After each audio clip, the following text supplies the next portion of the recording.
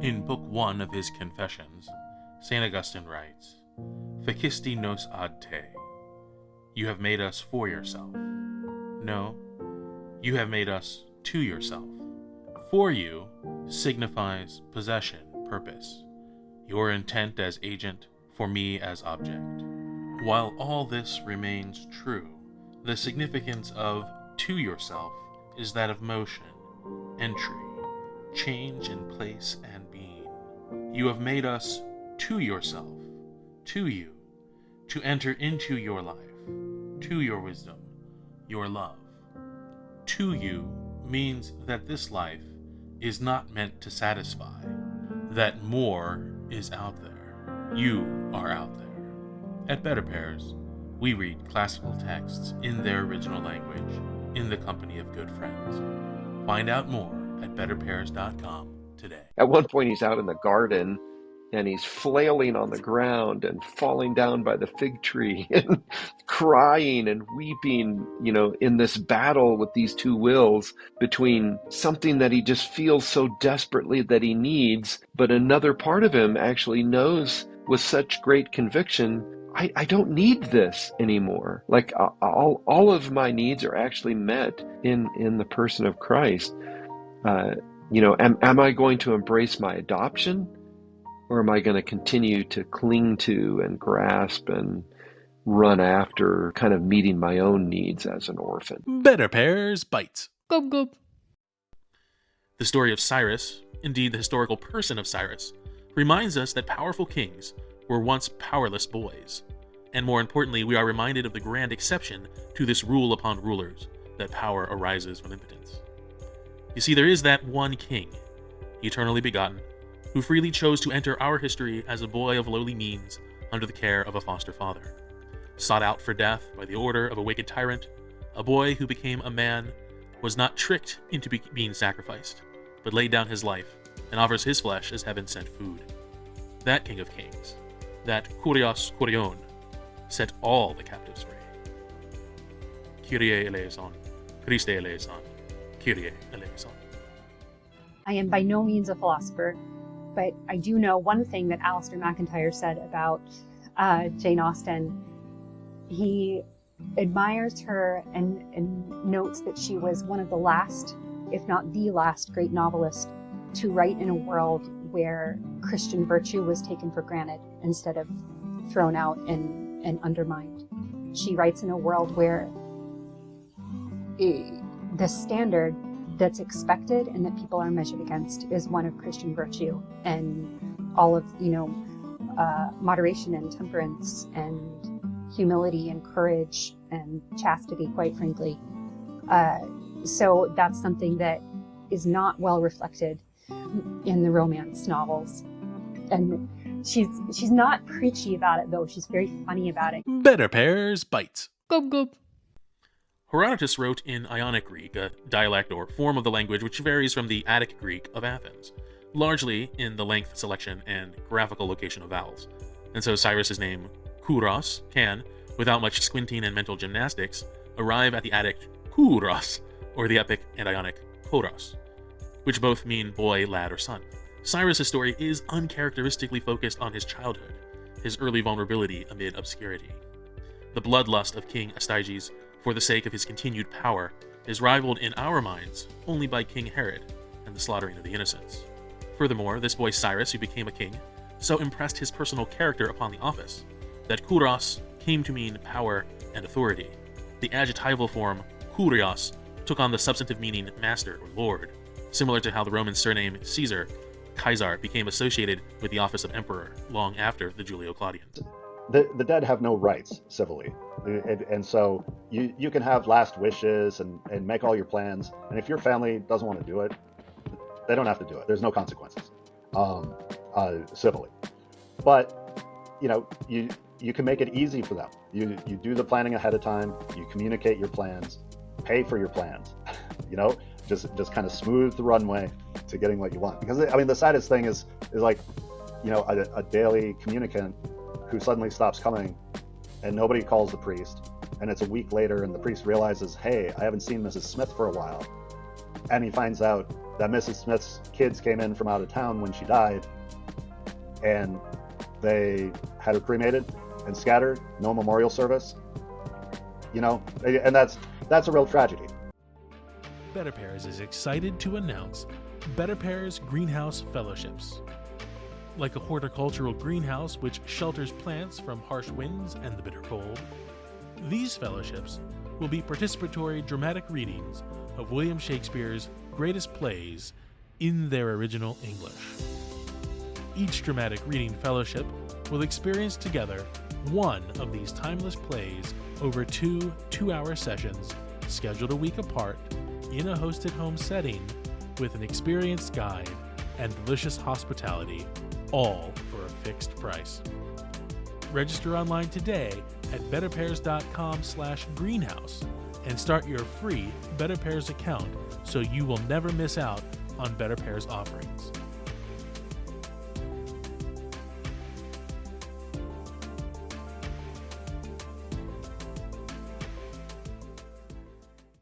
There's always going to be people who want to put others down to make themselves feel good or better. And there's always going to be people who are like, no, the extreme is not the answer. Balance is the answer. Virtue is the answer, not vice. So I appreciate those themes more now as an adult than I did before. Similar to organic leaves, which provide the energy to grow delicious pears, BetterPears Leaves allows monthly supporters of $12 or more to support the ongoing work of BetterPears and also opt to receive a monthly goldback in the mail as our gift to you. Goldbacks are 24-karat gold leaf encased in polymer, which are privately minted and acceptable as species-legal tender instruments or instruments of barter, depending on the state. Please visit betterpears.com/leaves to learn more and become a monthly contributor today.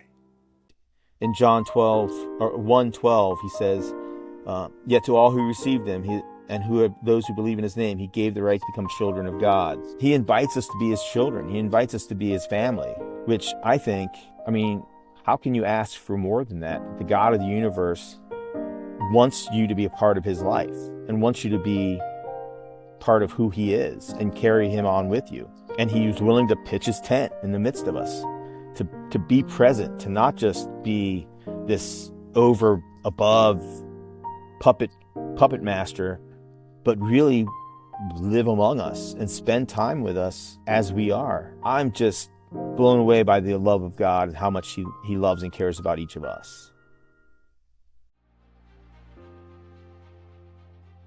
I founded BetterPears in 2022 because I sensed something was missing in my life. I noticed that my sources of news and entertainment did little to ground me in the great conversation of the West, the great ideas that dominated my studies and career in education. The recent rise of classical education options in the United States gives testimony to the appropriate parental desire to provide what is best to their children. Western civilization, like a withering plant going to seed, gives everything to the next generation, except what the next generation really needs, the hard thing that any group of parents starting a classical school discovers. The great conversation cannot skip a generation. Our students need their parents in the conversation. I just think every one of us struggles with this ultimate surrender. I in the very early part of the chapter, he talks about, in my temporal life, everything was in a state of uncertainty. My heart needed to be purified from the old leaven. He talks about this wrestling back and forth that happens with his old self and the new self that God is wanting to give birth to. And, he ends up saying, I was attracted to the way, I was attracted to the Savior himself, but I was still reluctant to actually go along the path that he was leading me on. BetterPears bites. Gub gub. Education, a literal leading out, recalls for some the allegory of the cave in Plato's Republic, in which Socrates describes the way by which the philosopher leads out from the cave of images those blind to the light of truth, which truth the philosopher himself has seen. The more mundane rationale behind the term education is the ancient practice of sending one's children out of the home for their instruction by learned masters. Our parents are our first educators. They are the first others whom we must recognize as distinct from ourselves. We need them more than they need us, that is, for survival. And so these early lessons flow quite naturally, even if begrudgingly. Parents, and indeed often siblings, teach us a great deal about ourselves, others, and the world around us in a rather short time. There comes a time, however, when each of us is called, if for no other reason than the perfection of our own human nature, to seek the society of others beyond the family. You have these people who are in a cave and they're fettered. They can't really move, and even their heads are somehow shackled and controlled, and they're just sitting there chained in the darkness looking at a wall. And behind them, unbeknownst to them, is there's a fire behind and above. The fire throws light on the wall, and in between the captives and the flames, there's like a walkway. People are walking along that walkway, and they're kind of hidden behind a wall, and they're carrying like shapes of things, objects that they kind of hold up that catch the light and are reflected onto the wall. And these people also make noise. So the people who are captivated, if you will, they think those shadows are all there is, and they're really enthralled by them. They organize them mentally, and they have discussions about them, and they focus on them and fixate on them. You have worked hard to achieve success in your trade, your business, your profession. Your efforts have allowed you to provide for yourself and those you love at a level of comfort and safety unknown to the royal classes of prior ages.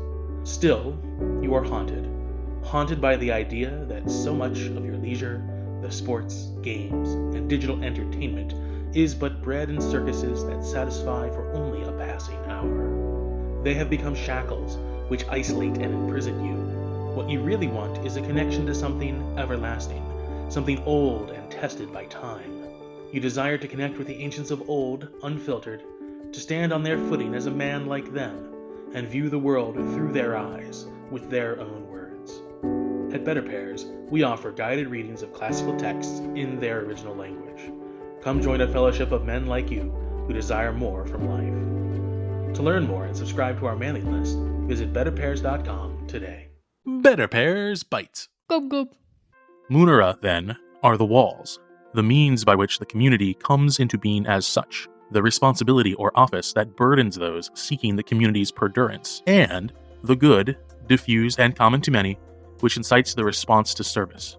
Community and communion are weightier, earthier words than most realize. More than mere fraternity, conviviality, or social bonds unfettered to people and place, community is grounded in duty to seemingly topographical and tribal coincidence, yet also enduring and condign consequence. For those seeking to found or elevate communities or communions, a helpful rule or measure is the response or responsibility its members share towards preserving, conserving, and observing the benefits they hold in common, or commune. A community of solely takers, of negligent officers, of taciturn watchmen is not long-lasting in this life, and abhorrent in this respect to the life to come. We literally do. We long to belong to one another, and that we were meant to find joy and happiness in that, right? And one of the things that always strikes me, even when I teach moral theology, is how Aquinas and also like Aristotle before him starts the conversation by talking about happiness, by talking about what ultimately fulfills us, right? It's not first like, what are the rules? What are the things? Who's supposed to do what, right? It's what does the human heart ache for so deeply that only this will satisfy, right? That's where the conversation needs to begin. This is short, it's brief, you go enjoy it, but it brings these themes right out to the front. If you've got the hero who starts off by just, terrorizing his own people that he's supposed to be king over, shepherding and looking out for. And then because of that, the gods check him by creating like his counterpart, if you will. Who in effect becomes this kind of Patroclus type figure who he befriends after they wrestle and fight and they realize, hey, we're basically equals. They become best friends. And then, spoilers, Enkidu dies. And that's like, that moment is what launches him into despair. Like, wow, I've lost my best friend. And if he died and he's my equal, then I might die. And I don't want to die. And so he goes on the quest for immortality. Some of the things that I really, really love about this work, namely that it gives true knowledge. It's not speculation, it's not opinion, it's a true universal thing that that you can come to all on your own. Just by kind of following in his footsteps, you can come to know true things. That's not terribly common. There's no room for debate. The truth is certain. Which leads to kind of the second thing that I really like of getting a lot from a little. Euclid begins with 5 postulates and 5 common notions. Basically just self-evident principles. And he says like, grant me these truths. And then with a compass and a ruler, I will build the entire geometry. There are no prerequisites, no prior knowledge is needed. All you need is a compass and a ruler, and you can build the mathematics from the ground up. Hello and welcome to the big live stream, everyone. So we had some technical excitement there in the pre-show. Turns out there's a glitch in my kind of producer computer over to the side here that was not allowing it to play the audio. So we're kind of reconfiguring things to play from streaming off of YouTube for the videos we have lined up tonight. Adjusting all of our sound here. Very good. So again, welcome to our first patron and prayer pledge live stream. There's a lot of P's there. Very excited to have you here on the show tonight. And a couple of things, sort of the purpose of the live stream, right? It is a patron and prayer pledge live stream. So one thing that we can do is head on over to the BetterPears website and allow me to get that set up here.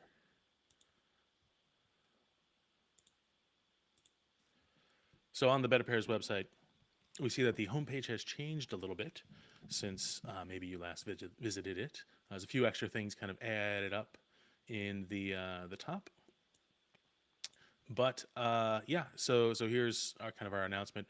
But these 3 buttons here are kind of the important ones for tonight. So you can click to contribute to BetterPears Leaves. We'll talk about BetterPears Leaves in a little bit here. Click to pledge prayers for BetterPears. So we don't expect people to both pay attention to the live stream and also be vigorously praying the memorare in the side of their mind, the back of their mind. So you can pledge that you will, in the course of due time, offer these prayers for the sake of the work of BetterPears and the fruit that BetterPears seeks to offer to the world. And you can do this. We'll start there. If you click on one of these buttons, you'll see our our standard registration or kind of form. You can fill out that information. You can signify the number of prayers you are pledging. You can make multiple pledges. That is allowed. If you want let me hop off of the screen share here for a second. If you want actual sort of cardstock memorare prayer cards, way too much light, with the QR code to report them, little notches or little boxes in the back, we will send those to you free of charge, in our gratitude for your continued sort of patronage and prayers, intercession for the work of BetterPears.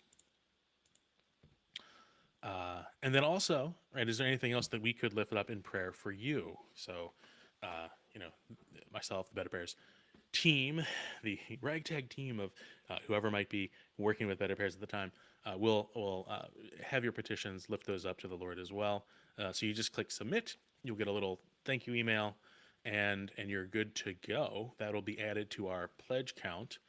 So we hope to kind of increase that as the night goes on. We'll be keeping track of all of that as we move forward. If you have already been praying for the work of BetterPears, there is a click to report your prayers, very similar form here. And again, standard information. Now, this is the number of prayers that you've actually already offered.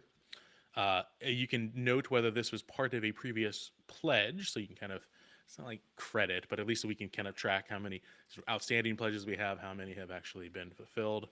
And again, there's also a spot for you to share your intentions. There's no spot for the cards to be sent to you. You can add that into the text field there, and we will take care of your request as well. We might need to kind of fish out, if you add your mailing address there in a form that, a field that is not an address field, we'll figure it out and get that sent to you right away. So again, thank you in advance for all of your prayers in desiring the successful fruition of the work of BetterPears. And so, the first casualty of any battle is, of course, the plan. So let me just check the plan to make sure that we are moving forward here.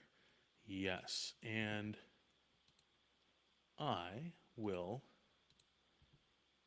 make a little adjustment. I'll put myself on camera so that you can see me making the adjustment on camera. I feel like everybody enjoys that more.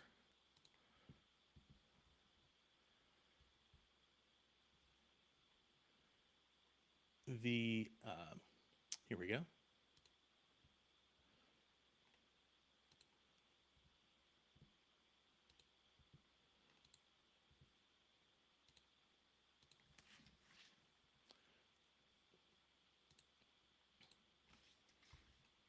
For better fruit for the human soul. Hello, I am Dr. Jason Fujikawa, and I am on a mission to offer better fruit to the human soul.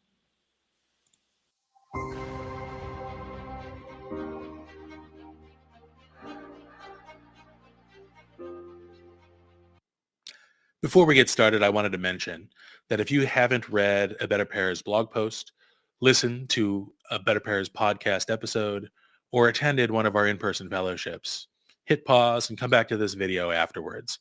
It'll make a lot more sense then. Thanks. I founded BetterPears in 2022 because I sensed something was missing in my life. I noticed that my sources of news and entertainment did little to ground me in the great conversation of the West, the great ideas that dominated my studies and career in education. The recent rise of classical education options in the United States gives testimony to the appropriate parental desire to provide what is best to their children.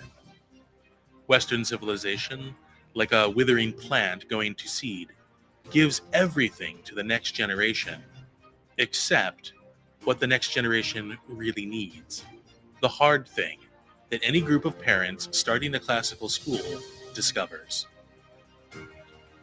The great conversation cannot skip a generation. Our students need their parents in the conversation. We need to restore a place in public life beyond the academy, where the great ideas can be spoken, heard, and discussed. Therefore, we, perhaps in the twilight of our glory days, when the vigor of youth has given way to the habits of age, we must test our mettle and fill the gaps of our own education, so that our children and grandchildren may become lifelong learners and not merely technological functionaries.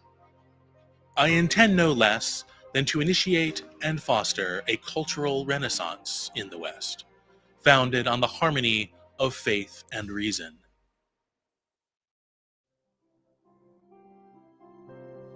My primary means of doing so is through the democratization of the salon, not the beauty salon, but the salon of Italy and France from the 16th century onward, which offered domestic discussions of literature, art, and philosophy. While these salons were historically limited to the upper classes of society, I seek to establish a system through capitalism which allows everyone to enjoy and benefit from these rich and life-changing conversations, while fairly and transparently compensating those who contribute additional labor and resources to the endeavor. This is a peripatetic way of saying that I want to bring interested people together in a clean, safe, and comfortable domestic setting to read aloud listen, and discuss classical works. I want people to have more genuine friends and not merely social media acquaintances. I have designed BetterPears Fellowships to provide this opportunity in a scalable structure that does not require large external investments, which will potentially compromise the interests of our mission. I am reaching out to you today because BetterPears needs your help. I need your help. BetterPears has operated since its founding as a bootstrap business. That is, I have solely funded its operating expenses from my personal savings. When my full-time employment came to an end in late 2023, I went through a process of discernment. Like many others going through a similar employment situation across the country and the world, I asked myself some tough questions about my professional vocation and what God wanted from my particular skills and intellect that craft their way into the journey that is every episode of the BetterPears podcast. My resolution was to double down on my efforts with BetterPears and further develop the platform to host dramatic readings of Shakespeare's greatest plays. These fellowships launched earlier this year in Oklahoma City.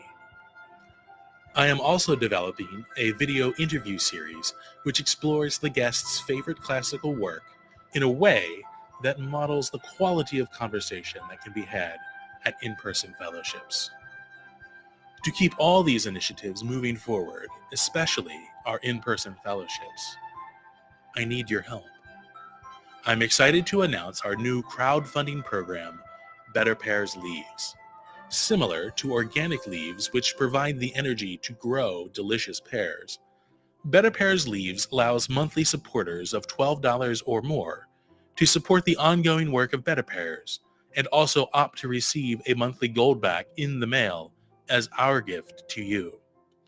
Goldbacks are 24-karat gold leaf encased in polymer, which are privately minted and acceptable as species-legal tender instruments or instruments of barter, depending on the state. They are not U.S. dollar legal tender. If you are not familiar with goldbacks, they have been featured by currency experts from former White House advisors to the Tuttle twins. A full explanation can be found at goldback.com.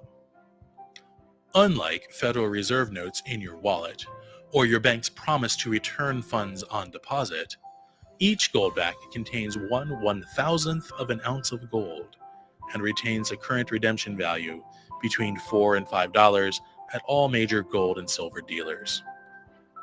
You might be asking yourself the question right now, okay, Jason, you had me with classical education and my own study of classical texts, but this gold leaf in the mail business seems super complicated. Why are you doing this? I will offer 4 reasons. 1. I need funding to keep BetterPears fecund, that is, operational, and to develop our offerings. Crowdfunding is the most appropriate way to grow a crowd-changing cultural renaissance. The gift of a goldback helps to lower your resistance to start supporting BetterPears, because in reality, you are giving BetterPears inflationary debt instruments, and we are giving you gold that came to exist prior to the formation of the earth. 2. You will likely want to balance your household budget to account for your monthly contribution. Might I suggest canceling one of your video streaming services? The monthly goldback in the mail will also remind you of all the BetterPears episodes you might want to catch up on. 3. Goldbacks make beautiful gifts for loved ones. Each time you share a goldback, you will likely end up explaining BetterPears and expanding our audience and supporter base. Number 4. All the gold in Fort Knox arrived there through the U.S. Postal Service. While it is unwise to send large amounts of cash through the mail, the present cost of one goldback is less than most paperback books, or a BetterPears coffee mug. The risk is minimal, but the benefit of owning real gold, even a fractional amount, changes how you think about wealth and where you choose to invest it. I must also mention 4 important notes about this program. 1. The program is open to any BetterPears contributors with a mailing address in the United States. We cannot mail internationally. 2. To begin your Better Pairs Leaves monthly contribution, visit betterpairs.com/leaves. We accept all major credit card and debit cards. 3. You may begin and end your monthly contributions at any time. On the first of each month, we will initiate the gift process for all qualifying contributors in the previous month. Our goal is to have your envelope in the mail within a week so that you receive your gold back by mid-month. 4. Finally, the Better Pairs Leaves program is not an appropriate method for making a significant physical gold investment. Thank you for your interest in Better Pairs and your past support of attentive listening and financial contributions. Please visit betterpairs.com/leaves to learn more and become a monthly contributor today.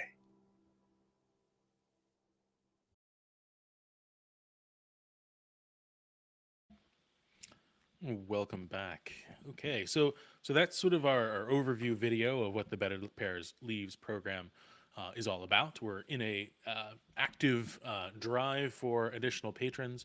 Again, so some I cringe every time someone sort of refers me as an influencer. Please do not put that on a tombstone anywhere near me in the cemetery plot. But the way it kind of works is sort of patrons, right? And so this is a very sort of ancient concept of patron-client relationships. But instead of having just sort of one patron, you kind of crowdfund it, right? Or crowdsource the patronage that allows the work of Better Pairs to continue. And so the commitment on the side of the patron, as you, the live stream viewing audience, are potential patrons here tonight, considering where to send your hard-earned Federal Reserve notes or dollars, the sort of the threshold, we only have one tier. So a lot of people might do multiple tiers and very complicated and many different things. My goal in forming this sort of one-tier program is to broaden the base of those supporting Better Pairs, kind of forcing us to reach more people instead of being sort of beholden to kind of central supporters. Now, granted, we will not shy away from taking large monthly contributions from beloved patrons, but the idea of a single tier is that just a little bit from a lot of people will suffice for us. And so our kind of moonshot goal for the evening is 500 patrons for Better Pairs. We will announce that for the first 10 to start us off, we will have an additional Better Pairs sticker. I would say commemorative sticker. A Better Pairs sticker. These are available in the Better Pairs market. We'll show that a little bit later. But they're sort of shipping prohibitive unless you're buying a whole bunch of them. And how many Stanley Cups do you really have?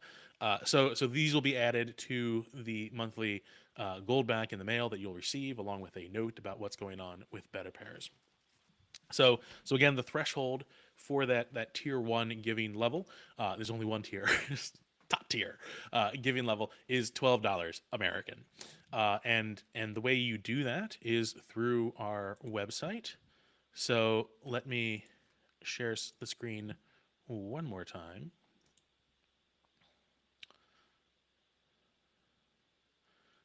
There we go. So back on the Better Pairs website. So if you're on the homepage, you click on this button right here, or you can click on this button, or this hyperlink right here, or this button here. And if you click on that button there, you go to the next screen. But for Better Pairs Leaves, in addition to the monthly gold back, in addition to the first 10 people who subscribe or become patrons, contribute to Better Pairs Leaves, who receive the sticker, and now granted after that 10, we'll figure out something else, right? But in addition to all of that, everyone who contributes to Better Pairs Leaves on a monthly basis for the qualifying contribution of $12 or more and lives in the United States or has a U.S. postal address, you are eligible for our Market Mug giveaway. So for the rest of the year, and if we are very successful this evening, we will continue this program. For the rest of the year, every month, there's sort of a live stream that is where we give away a mug. So again, small potatoes. Some people, in their monthly giveaways, give away gold or silver, or like cars or whatever. But this mug, these are from also our marketplace. I'm showing my mug to the camera, and you all can't see it. So hold on a second. Yeah, so these mugs are in the marketplace. This is the Stop Big Lexi mug. We've got to work on the focus of that camera. There we go. So these are ceramic, microwave safe. What else do you put things in that? I don't know if they're ovens. No, dishwasher safe, obviously. And 11 ounces of coffee right now, because this is going to be a significantly long live stream. But one lucky patron of Better Pairs Leaves walks away with a free mug. They go to their door and they get the package. The free mug of their choice, any of the 11-ounce mugs from the Better Pairs market are theirs, and that is drawn live every month for the rest of the year. So there's a November drawing. So tonight and tomorrow are the last 2 days of November in order to become a patron of Better Pairs to be eligible for the November drawing. You will obviously be available for the December drawing if you contribute in December. Each drawing happens roughly around the 9th to the 15th of every month. And it's just sort of a way to give thanks for your continued support for Better Pairs. Also, it's the handiest kind of thing to show around the office or workspace, kitchen, because it's definitely a conversation starter. These mugs and what they say. So this is the Stop Big Lexi. There was sort of mention of Big Lexi as I call it the bête noire, right? The black beast of the Better Pairs podcast. And basically Big Lexi stands for the lexicography cartel. And the people who make the dictionaries that sort of eclipse or circumscribe or cut off our sort of desire or wonder for the meaning of words. A lot of things with Better Pairs have to do with what do words mean and what are their rich sort of significance beyond just simply what a dictionary definition will tell us. So if we're going to have a villain, it's going to be the villain that makes us just kind of have an opaque and not a very sort of deep and rich understanding of words, and I call that villain Big Lexi. There was this grand idea to have sort of a radio theater season 2 where I get kidnapped by Big Lexi and then have to like survive. It just seemed too much of a dramatic production, and I'm not really good at Foley artistry. So we'll put that on the back burner. We'll see how well the seasons of the Better Pairs podcast continue. Some might say Lexi, right? Lexicon, lexicography, very sort of Greek leaning, right? Why not call it Big Dictionary? We ran that through focus groups, but this abbreviation of dictionary did not go well with some focus groups. It went exceedingly well with other focus groups, and yet, strangely, we didn't put it on a mug. So Big Lexi it is, everyone. And again, market mug giveaway, part of the Better Pairs Leaves program. Hold on a second. Going back to the page. So on the page, right? This is actually, yes. You can learn more about the Market Mug giveaway by clicking on this button, but clicking here, the white button, will take you to, and there's multiple white buttons, will take you to the similar form hosted here by Stellar Web Systems. They do our processing. Very exciting. If you are looking for a CRM, I highly recommend Stellar Web Systems. Let them know I sent you. But stellarwebsystems.com, and it is very straightforward, all PCI DSS compliant, kind of top of the line security. But it's noted that you can even also request which series, the 5 current states for goldbacks that have a series of goldbacks for them. Some of you might know that in January, the state of Florida is going to be added to the list of states with goldback series. So if you want that Florida goldback, we're going to be making a purchase here very soon, or pre-order very soon. They'll go on the market January 15th. But excited to have another state kind of join the repertoire for goldbacks. Anyway, hopping back for a second. If you are unfamiliar with goldbacks, these are fractional gold, gold leaf trapped in polymer, 24 karat gold. A goldback is 1/1000th of a troy ounce of 24 karat gold, and they are kind of very beautiful and also exchangeable, right? So the idea is that you can't really buy a coffee with a tenth of an ounce of gold. That's $200, $300, somewhere in that range. We don't want to date this live stream too much. But so a smaller fraction, the difficulty is then it's like a speck of gold. Well, if you trap that gold in a polymer, then it becomes something that you can actually take out into the world and use, right? So it makes that nice little sound, but it is a beautiful. The pictures on the webpage are actually easier to see. They picked sort of the lady virtues for the faces, and some of this is to distinguish it from greenbacks, and the denominations continue onward, right? So it is going to have currently a significant premium relative to the weight of gold, because again, you're trapping gold in a polymer, but the that premium holds up in the exchange rate of the gold back. So while it might be significantly a couple extra dollars more than the spot price of 1/1000th ounce of Troy ounce of gold, that value, that premium value, is retained as they are exchanged within companies that do accept goldbacks. So who accepts goldbacks? Well, BetterPears accepts goldbacks. So if you come to one of our in-person fellowships, we will exchange you the current daily rate relative to dollars of a goldback. And so that's one way you can use these if you are in the Oklahoma City area currently, until we expand to other locales. But there are lists if you go to goldback.com. I have goldback.com. I don't know if this is sharing. Yes. Goldback.com lists, right, the value of a goldback currently is $5.43. That its street value. Oops, I have to go and share this correctly. My bad. Here we go. So yes, the relative or the value relative to dollars, $5.43. And this is just a site that is very astute at telling you everything you really need to know about what this is. The pre-sale starts on Monday for the Florida goldbacks, and we might have some images of those. But if you run a small business and are interested and operate in one of the states that have a series, there's plenty of links there.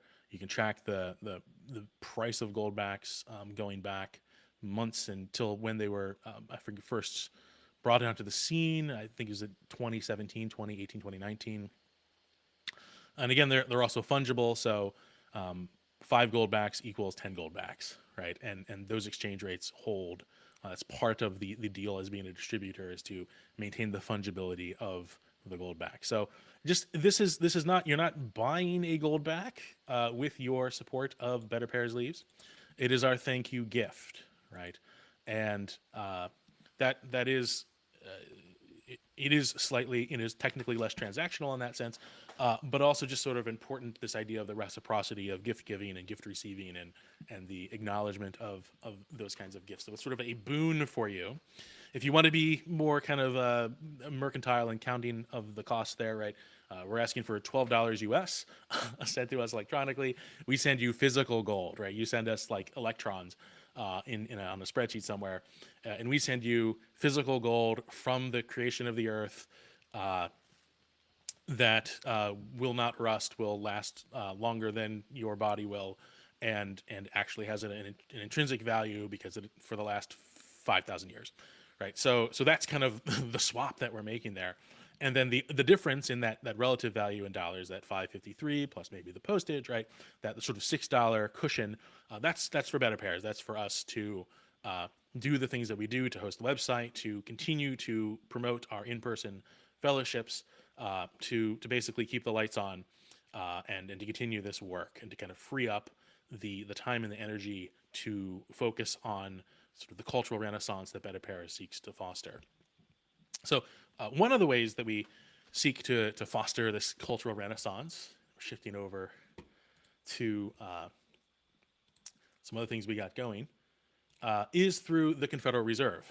So the Confederal Reserve is a show that has two things, right? The Confederate, the friend, a colleague, former colleague, I wouldn't say former friend of mine.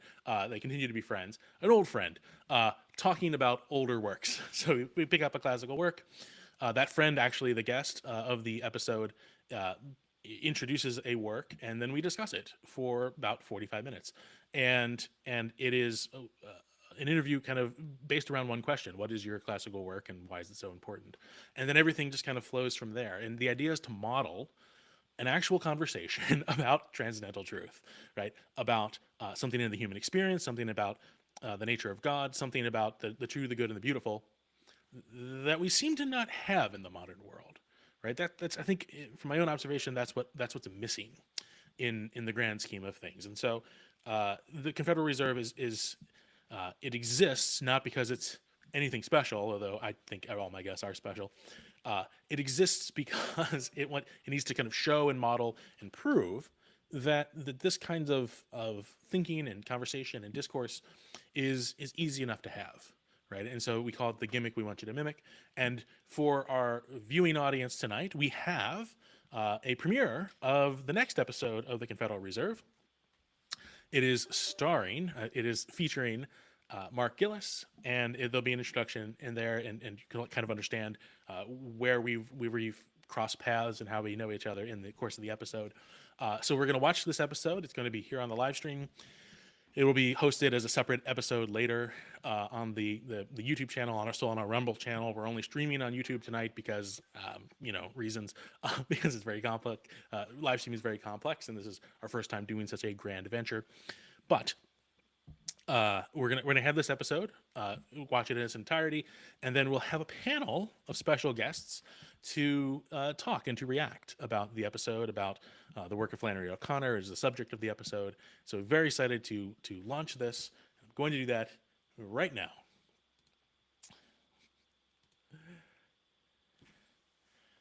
And see you on the other side.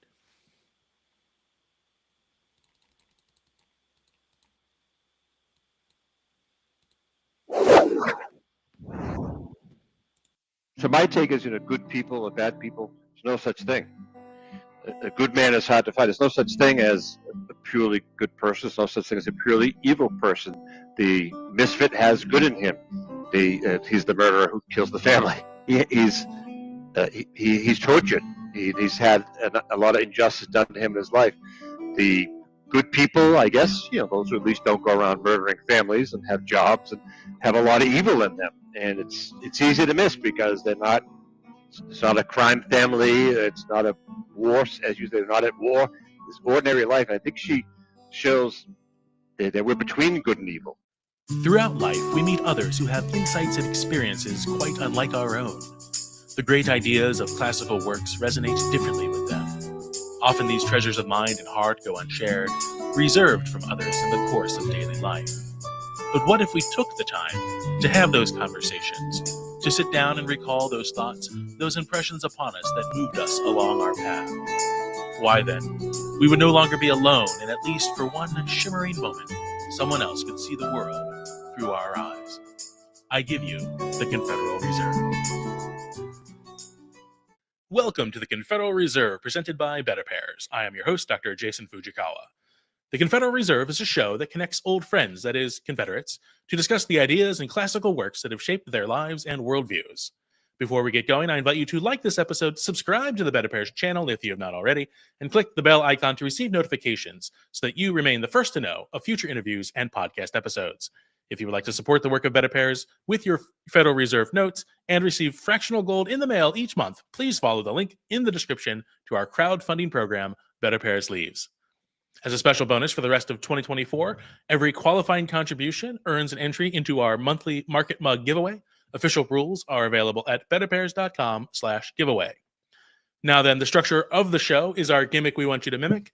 Our guest for the episode will offer a classical work of particular import to his or her life. What ensues is a conversation that uncovers insights and offers new perspectives on old works. It is a conversation between friends, which is the building block of the cultural renaissance that BetterPears seeks to foster.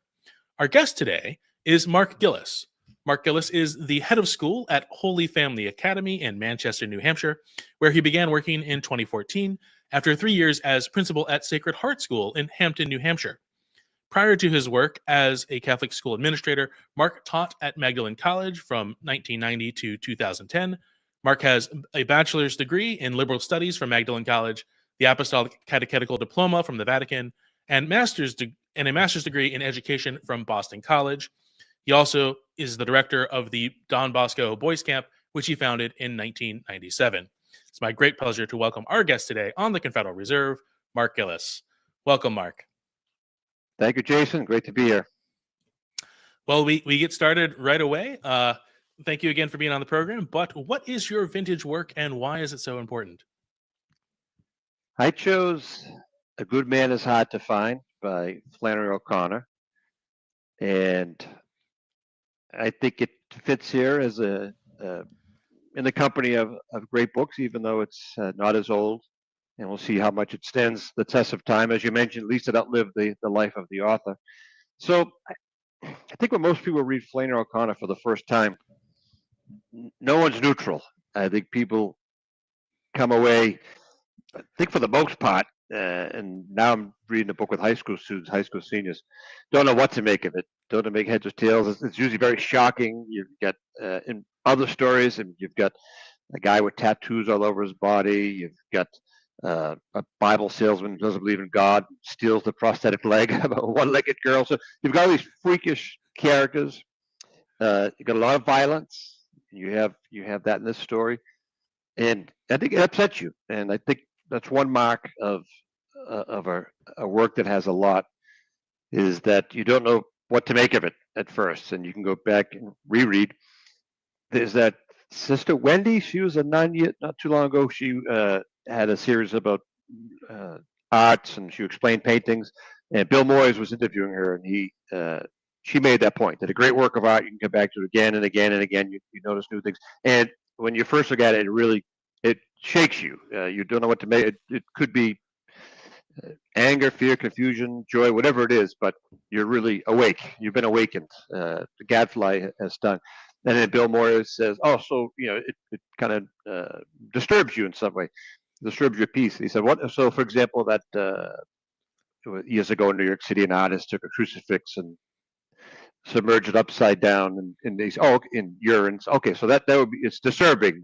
She says, that's not disturbing in the least, because everybody knows exactly what they think of it right away. Some people are horrified, offended. Some think it's some kind of creative thing.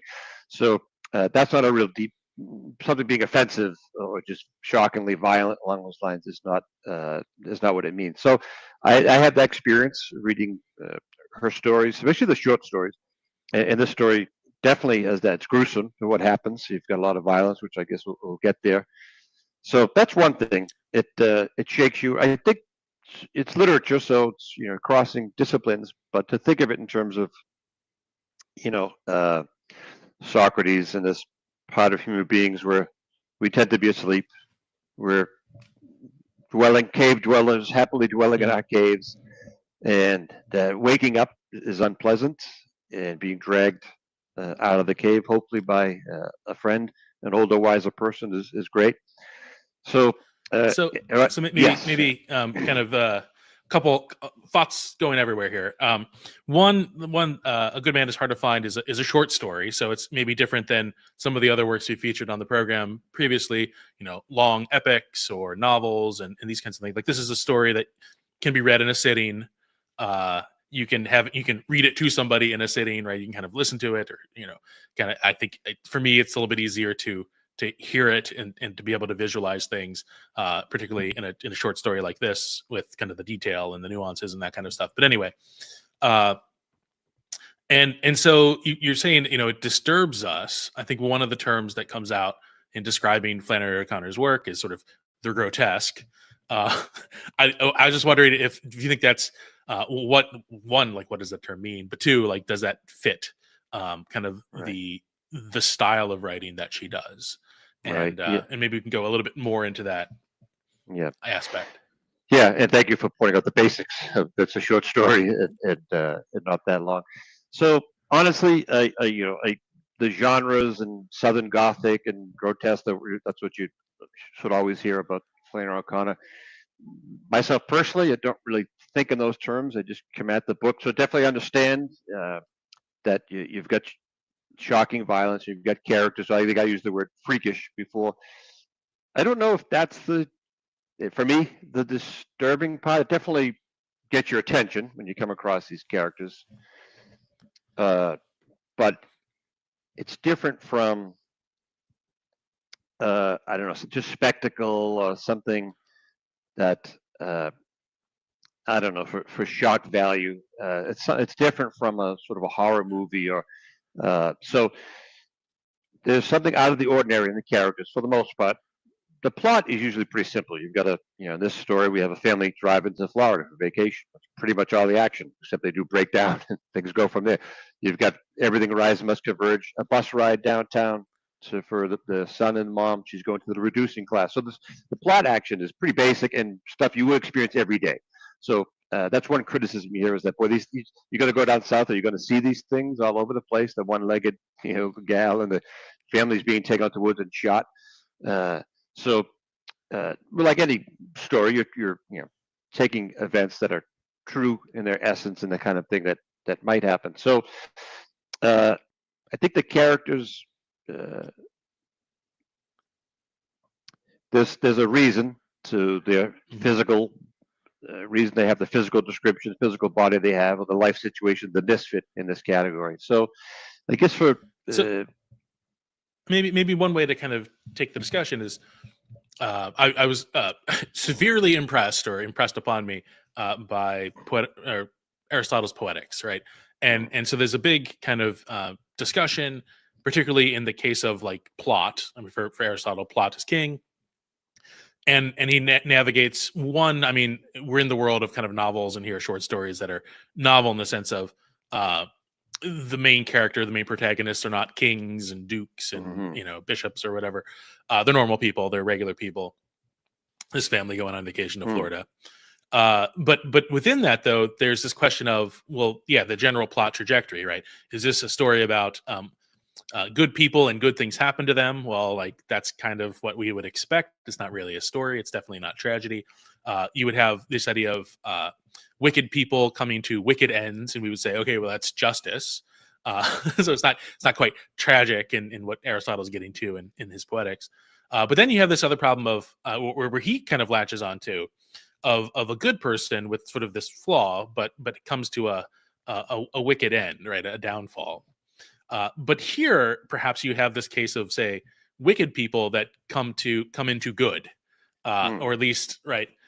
That's the disputed question, right? Spoiler alert, it's a short story.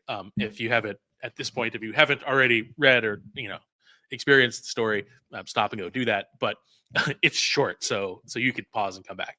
But this idea of whether the misfit, right? You're kind of, part of us wants there to be some sort of like, oh, his plot is foiled or whatever, and somehow they all survived or whatever, and the gunshots in the distance were not actually this serial murder of an entire family. But that's not the case, right? That's not how it turns out. And so it seems that his sort of designs are not thwarted, that the bad guy gets his good end. They get clothes, and they get all the worldly wealth of that family. The shirt with the parrots on it, the yellow shirt with blue parrots. Exactly. That's an inheritance piece.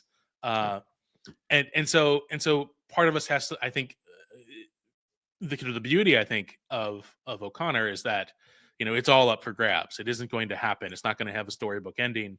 But I find myself kind of playing sort of the detective of like what's going on here, right? What are the red herrings in this story? What are the kind of the nuggets, kind of narratively speaking, that are going to kind of come into play later on, right? So the misfit is introduced almost like in the first line. You think it's the red herring, but it turns out to actually be the case. But then there's other little aspects like the stupid cat. I really feel like this story is just an anti-cat story, because basically the cat ruins everything. And so we can go in that route too. Why are you traveling in a car with a cat that's not caged, right? Like seriously, like Yeah, Pity These Sing, these the are cat. problems that should have been brought up to the driver early on in the trip. So yeah, I mean, is that something that I think Flannery O'Connor wants us to wrestle with? This Yeah, idea great. of good people or bad people, but their endings is not necessarily going to be according to our understanding of justice. Yeah. Is that part of Yeah. it? So my take is, good people or bad people. There's no such thing. Hmm. A good man is hard to find. There's no such thing as a purely good person. There's no such thing as a purely evil person. The misfit has good in him. He's the murderer who kills the family. He's tortured. He's had a lot of injustice done to him in his life. The good people, I guess, those who at least don't go around murdering families and have jobs and have a lot of evil in them. And it's easy to miss because they're not. It's not a crime family. It's not a war, as you say. They're not at war. This ordinary life. And I think she shows that we're between good and evil. So say with the poetics, you've got someone's better than us and they have a tragic flaw, or you've got people who are lower than us and they're doing all their hijinks. I think what we see here, it just doesn't contradict any of that. Of course, a good man is hard to find. And we'll get into the story a little bit more, meaning you don't have this person's good, that person's bad. And I think that's just more human. And even at the end of this story, where the man has just taken out a whole clan, there's still movement happening inside him. So there's something, the gadfly or the violence, something that rocks your world and disturbs you. And there's a moment of grace. And different people respond different ways in her stories. And some, it seems like the arrow's pointing up, and some, the arrow's pointing down. But they're different now than they were 5 minutes ago. So I love that about this story, that every character is recognizable because they've got a lot of good points. And what's really interesting on Encore is there's some very dark, you could say evil parts of the good people's hearts. The father-son, the mother-son relationship. We'll see a lot of darkness that's in there. The grandmother, who is the Southern belle and has great manners, and she's very pleasant. She's always in a good mood, but her lying and manipulation leads to the cat being in the car, and leads to the detour. And really, every step of the way, there's 4 or 5 plot points. She's the one who makes it go that way, and she's being sneaky. She uses the kids to manipulate the parents, and so she causes this hideous situation, which definitely is a lot worse than you deserve. For being a person who tries to manipulate a trip, you don't deserve to be shot, have everyone with you shot. But you see, there's a lot of darkness in there, and then, so that's my take. That it's more.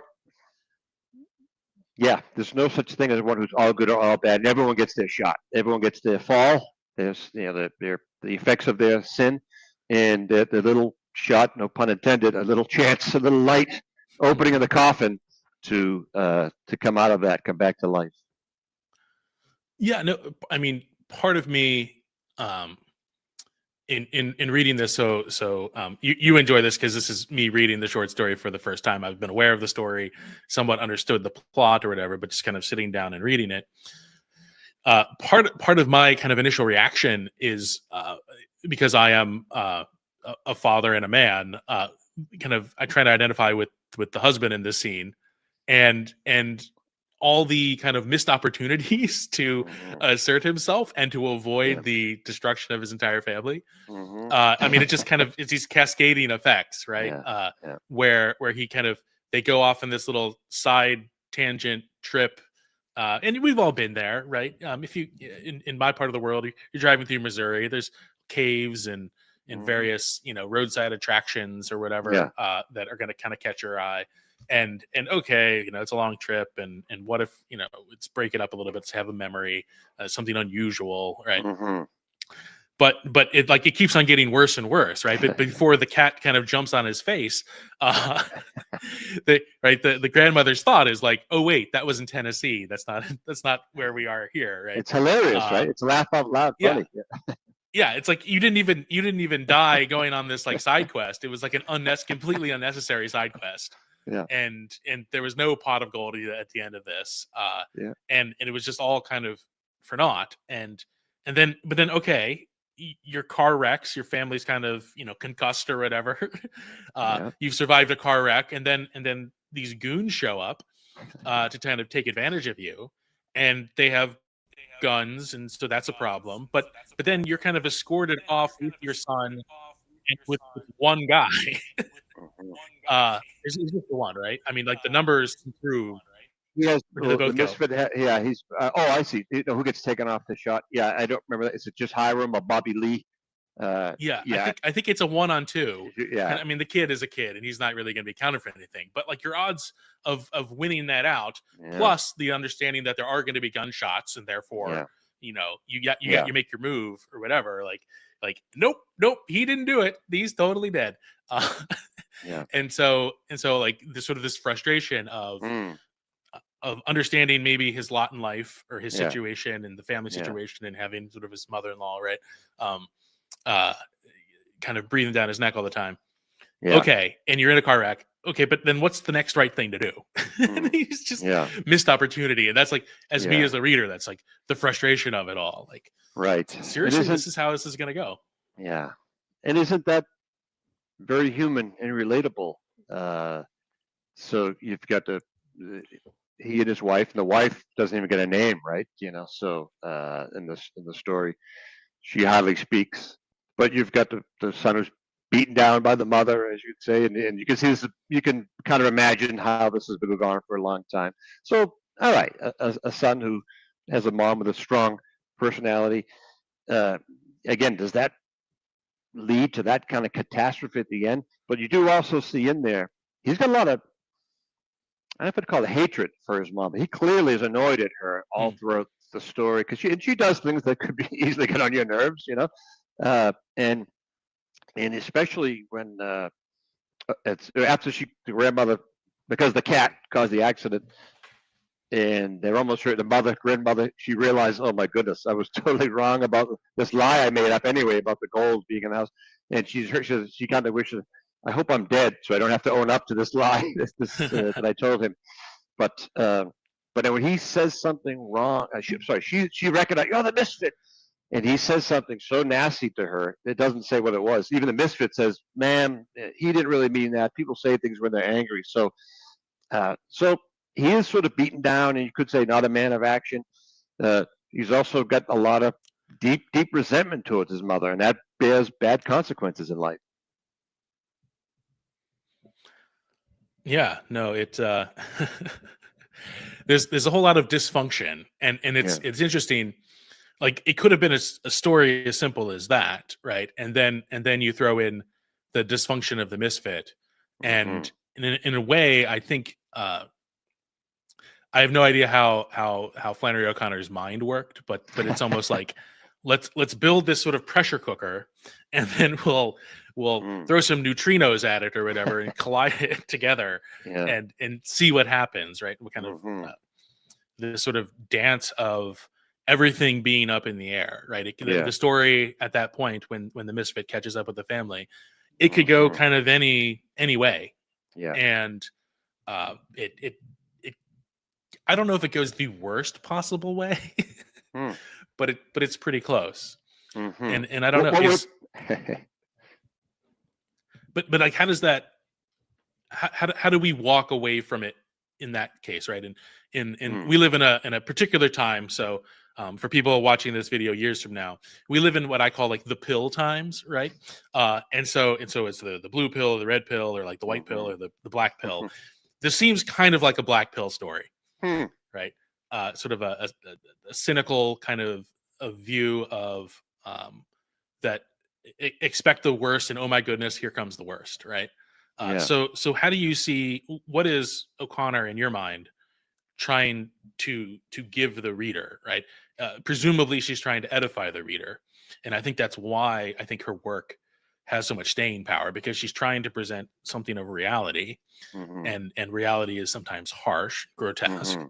But how do you see kind of what makes, I think, her work strangely, a Catholic work, I think her Catholicism is sort of very much infused into her writing and worldview, but and then isn't something that is just simply horror of sort of right, kind of a staple horror genre kind of narrative. What she's giving us, I think she's giving us a chance. Meaning, you get your chance. We get our chance every day. The drama of goodness and sin and death and resurrection is every day in ordinary, simple life. So sometimes, like Socrates saying, Republic, let's talk about the soul. Let's write it in big letters because it's kind of hard to see. So let's build a city. Da da da. So yeah, you do have, as she says, you don't any story. Old Man in the Sea. It's not every day you see someone go out and spend 3 days wrestling one fish. So, but you have the kind of things that do happen in life, and they do help us to see it. So I think she shows that even the best of us have a dark side, and even the darkest have a good side. And really, it's not clear who's who, and that many things that seem maybe like a little fault on the surface, really, it can be very deeply disordered and hurtful and sinful and can cause chaos that don't always lead to a mass shooting. So, and I think her characters get a chance. The main, in this case, both characters, particularly the misfit and the grandmother, get a chance. Life comes together, and so many events come together that, and if there's a moment, there's the epiphany moment where her head clears, and she looked at the misfit. Well, I got to back up a little bit. She's Gone with the Wind, the Southern Belle, and the old days were good. Now everything's steaks now. And she and Red Sammy Butts, who runs the barbecue, whose belly swings like a sack of meal under his T-shirt. It says he's the one who says, yeah, good man's hard to find. So. I love Red Sam. He's a great guy, but he's no paragon of virtue and excellence. The barbecue place is called the Tower. I don't know. There's always this element of the good old days are gone, and we're kind of the good ones left. We really are the ones who are good. Everyone else has gone to the dogs. So there's that confusion about who's good and bad. So she did that moment of the misfit is so bad. Can you believe it? And she said, "Wow, you're one of my babies." She actually sees her as her own son. Where, a page earlier, she looked at, Bailey and she didn't quite, recognize him. And he had his moment, by the way, when in the middle of that crisis scene where he starts shouting, "Mama!" He starts crying out with love. And "I'll be back, Mama. Wait for me." It's the first time you hear him say anything warm and affectionate to his mother. Until then, she's just been an annoyance to him, and she could be annoying. Yeah, no, I think as you were kind of talking about, that chance that we get every day, thinking about how the structure of this short story again is sort of narratively different than, say, other works we've treated here in terms of like the kind of the Odyssey or like a classical epic where there's sort of travel, right? Because travel in this work in modern times, right, is in an automobile, and there's almost sort of like a bubble compression to it, like that the conversations that happen in the car, right, are different than when they go to the rest stop, right, and they're back kind of in someone's like hall where like Odysseus washes up in shore and he's talking to a king or something like that, right? And then they go back into their bubble and they drive along, and cars are kind of strange, right? There's a windshield, right, a windscreen, and it's not like a motorcycle or like a horse or whatever, and the wind's blowing in your hair, and you have to kind of like pay attention to the bumps in the road and all these other kinds of things, right? You kids can fall asleep in the back seat, right? And they only wake up when the car wrecks, the car wreck is sort of like a shipwreck and sort of Odyssey kind of language, and throws them into kind of a mix where they have to again kind of deal with something, and I think in a lot of ways, and this is me probably reading into it more than not, right, that this whole kind of phenomenon of the automobile and how distance and travel are kind of secluded from us, or Mm. occluded from us, or whatever way you want to think about it, right? That Mhm. we don't kind of experience the journey, that we could have a half an hour commute and travel 30 Mhm. miles every day, and Mhm. miss kind of the reality of the world around us, Mhm. and yet here's an instance where kind of reality catches up with them, right? Mhm. That they're thrown not only into a dangerous situation with a car wreck, but they're kind of thrown back into nature, right? A kind of Mhm. a wild world, because there's no police, there's no service Mhm. station, there's no food. They're left to kind of a Hobbesian war of all against Mhm. all, and a surprise, right? Yeah. Yeah. These people that watched us take a wreck are going to come and take advantage of us. Yeah. And so I think it's pulling, it's tugging, whether it's Mm. kind of subconsciously or consciously in O'Connor's mind, at kind of the reality of however sort of civilized we think America is. It's really big. Like, there's a lot of uninhabited wilderness out there Mhm. that even today we haven't completely tamed, right? Mhm. And we look at events, hurricanes coming ashore, and Mhm. desolating entire regions that had never experienced that kind of calamity, and the roads, the power lines, and everything kind of Mhm. getting knocked out, and you're on your own. and Yeah. and there's, I think, something still in Flannery O'Connor's mind, where sort of that wild frontier of Mm. America can still kind of exist in these little pockets, Yeah. however much we try to insulate ourselves by civilization. Yeah. Yeah. No, that's interesting. I hadn't thought about that angle at all. I mean, you have are there two cars in the story? So their cars you talked about, and then the car the misfit is driving, which the first time they see it's described as looking like a hearse. You have a whole trail of breadcrumbs throughout the story of, they drive through Tombsboro. The car looks like a horse. They drive by a graveyard with 5 or 6 bodies in it. There's 5 of them in the car, plus the cat. Well, the cat does end up rubbing the leg of the misfit at the end. So, yeah, no, Yeah. that's interesting. I hadn't really thought about that angle of the kind of, on the one hand, thrown together in a little place, but also very isolated from each other at the same time. That's an unhappy family. The kids are real brats. Uh, the kids are completely. Remember is it the son of the daughter? They want to stop wherever. We want to stop this. He starts kicking, punching the dad's car. It hurts the father. And he's all right, we'll stop. But this is the last time. The classic. So yeah, it's interesting. So they're intensely compacted, which maybe that's what makes uh, the relationship more intense, and you can't get away from the grandmother. She's going to get on. He's been getting on his nerves his whole life probably, and now she lives with him, and now she goes on vacation with him and screws that up.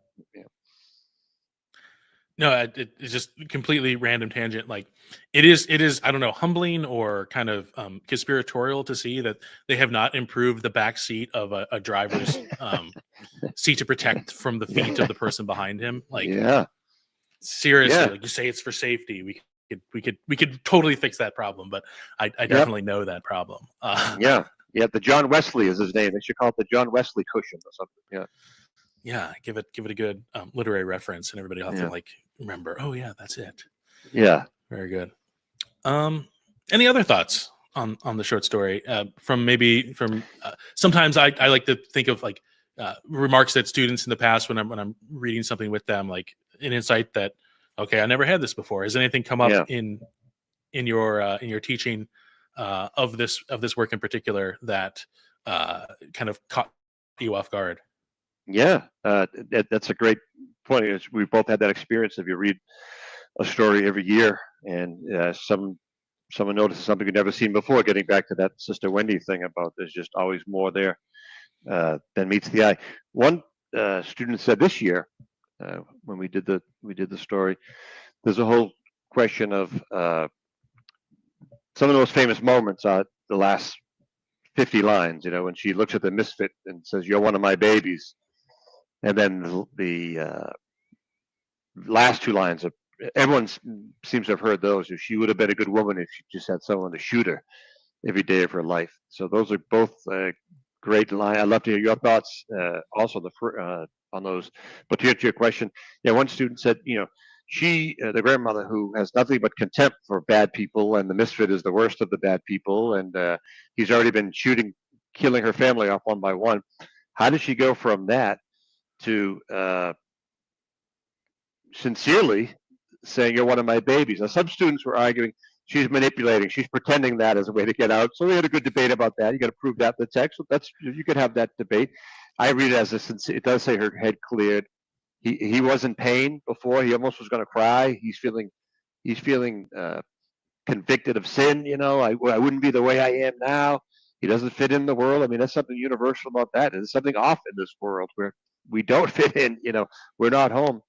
So, you're one of my babies. And one student talked about, how Bailey could look at his mother so often with hatred, or maybe down to at least resentment, until that moment of crisis where he saw her. And he said something along the lines of, you don't really, love people, until you see them. But he said, no, maybe you don't really see them until you love them. And maybe that was staggering, for an 18-year-old kid to say that she loves, I'd say she sees and loves the misfit for a true fellow human being, or as a mother, or a maternal instinct, a child who's hurt and has had a rough life and has done bad things, has inflicted bad things on himself and others, no question about it. So for her to see him as her son, that's something amazing there. So that was a great way to put it, about the difference between who sees the person. If you're really annoyed by someone, for the most part, is that the truth of who they are, or are they better seen by someone who actually loves them? And that's how you really see the misfit. So it's not just the personification of evil. So that was great. Now, what did you? So your first timer. By the way, I wanted to mention the movie Wildcat. You referenced that. I don't think that's a good introduction to Flannery O'Connor. So I don't recommend that. I think it's a bad introduction to Flannery O'Connor. It's pretty cool that Ethan Hawke and his daughter are trying to captivated by Flannery O'Connor. That's great, but I think it's a terrible introduction to her, and they try to do too much. Anyways, if anyone is wondering, I don't recommend that. There's a great documentary though about it that I recommend, a 2-hour documentary by some PBS branch. So what do you make of? Let me start with the "Well, you're one of my babies" line. What do you think about that? Yeah. Well, my initial thought is, all her worldly progeny now deceased, she has a magnanimity about her that was heretofore, limited to her own progeny. Okay. But I think, this idea of getting shot, or at least having a gun pointed at you every day, that is kind of like that sort of Damocles that's kind of hanging over us. Every day could be your last. One day it will, right? Mm-hmm.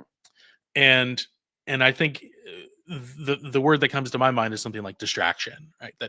That sometimes we get distracted by cats in our face, but more so we get distracted by other kind of cares and concerns, and if I say something, what will this person think, right? Mm-hmm. There are most of the people in our lives whom we love, we do not express it as much as we should. Mm-hmm. And why don't we? Well, we're distracted by other things. We are distracted by the fear of being maybe vulnerable, right? Because Mm-hmm. to admit your love and to express your love leaves you vulnerable, that it be unrequited, right? That it not be returned as well. And there's a vulnerability to that kind of silos us, right?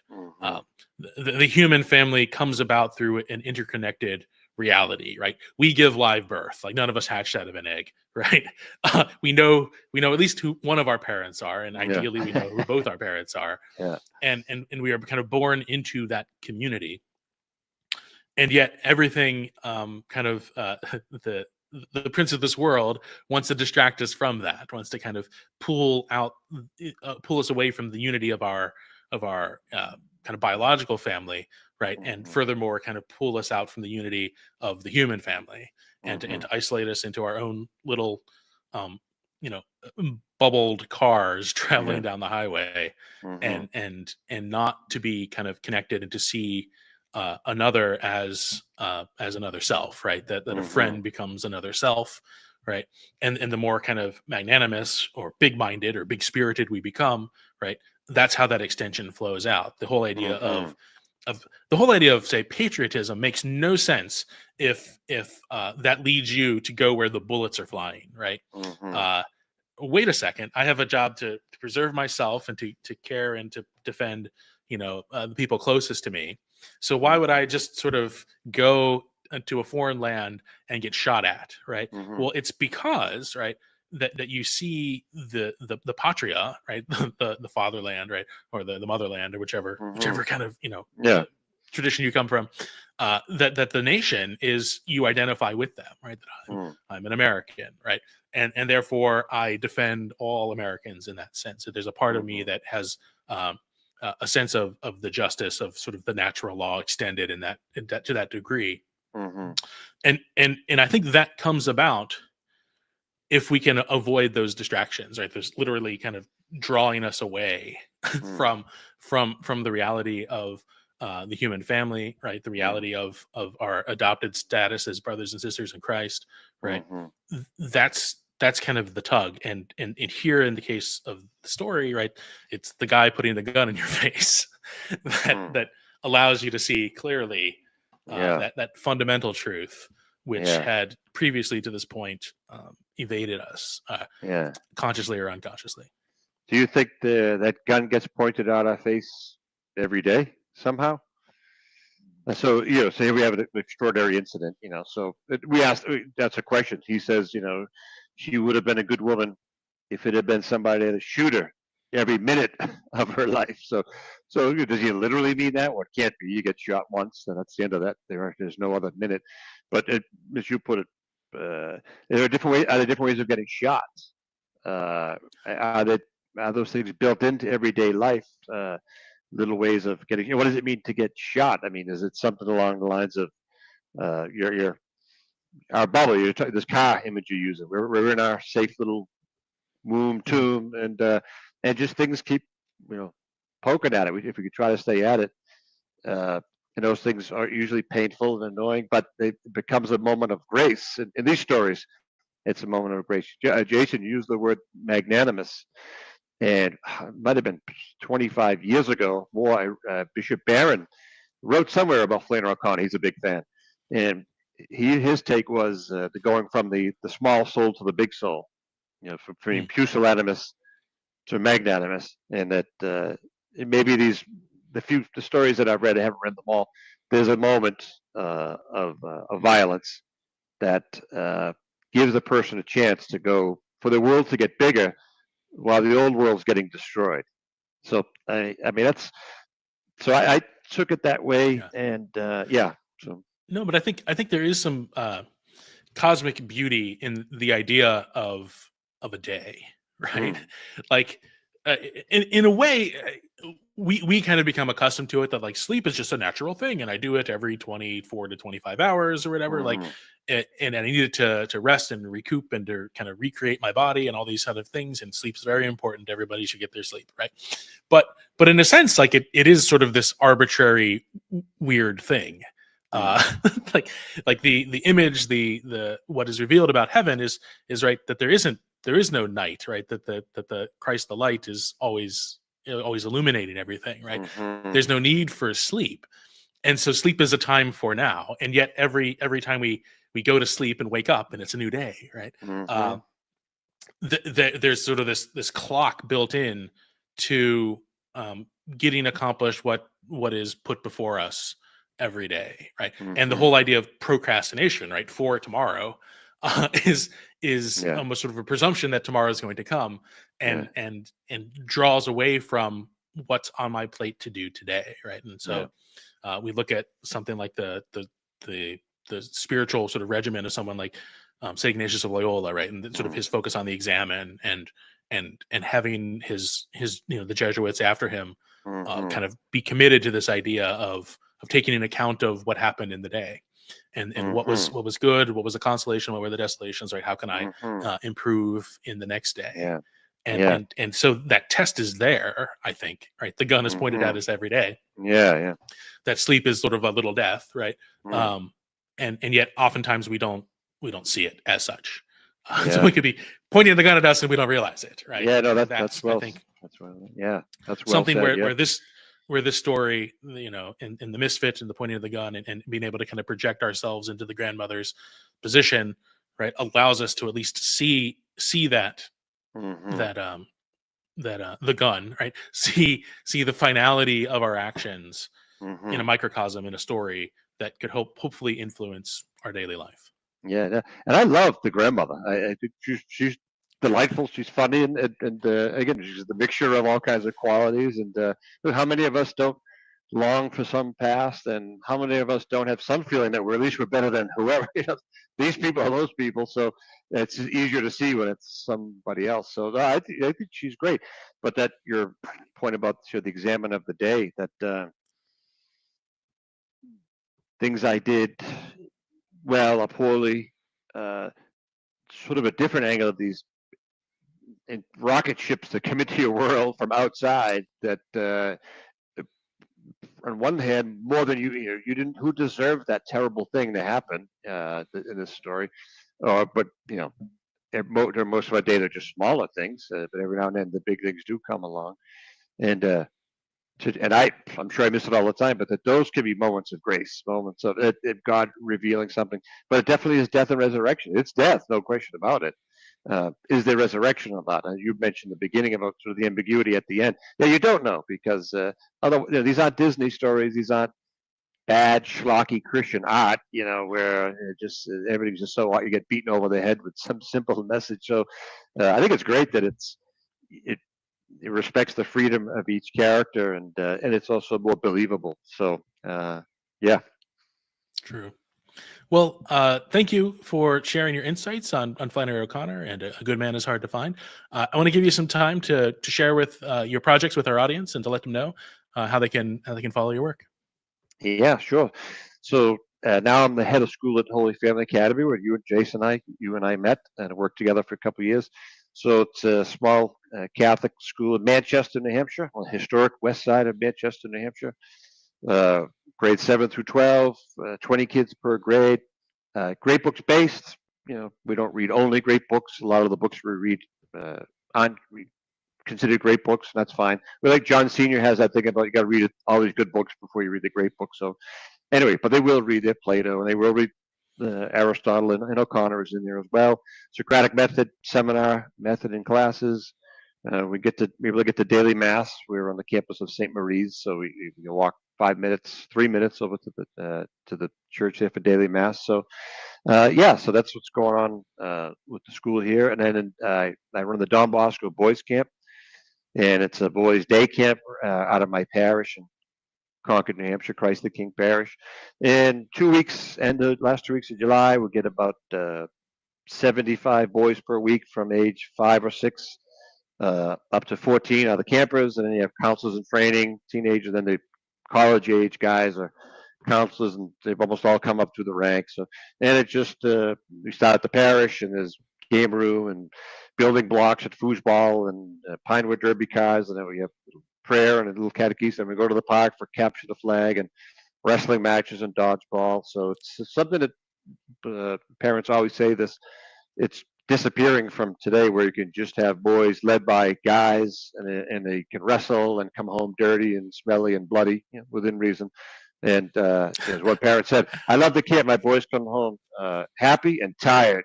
so we're doing that. So.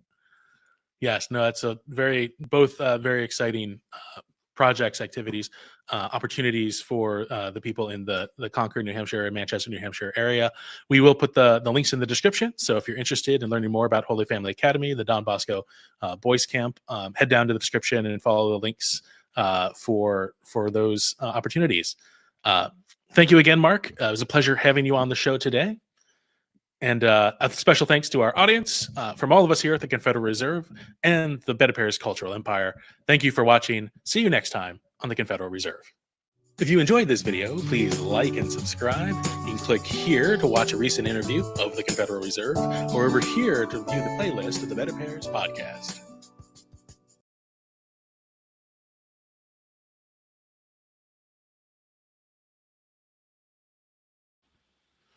Okay, welcome back to the live portion of the live stream.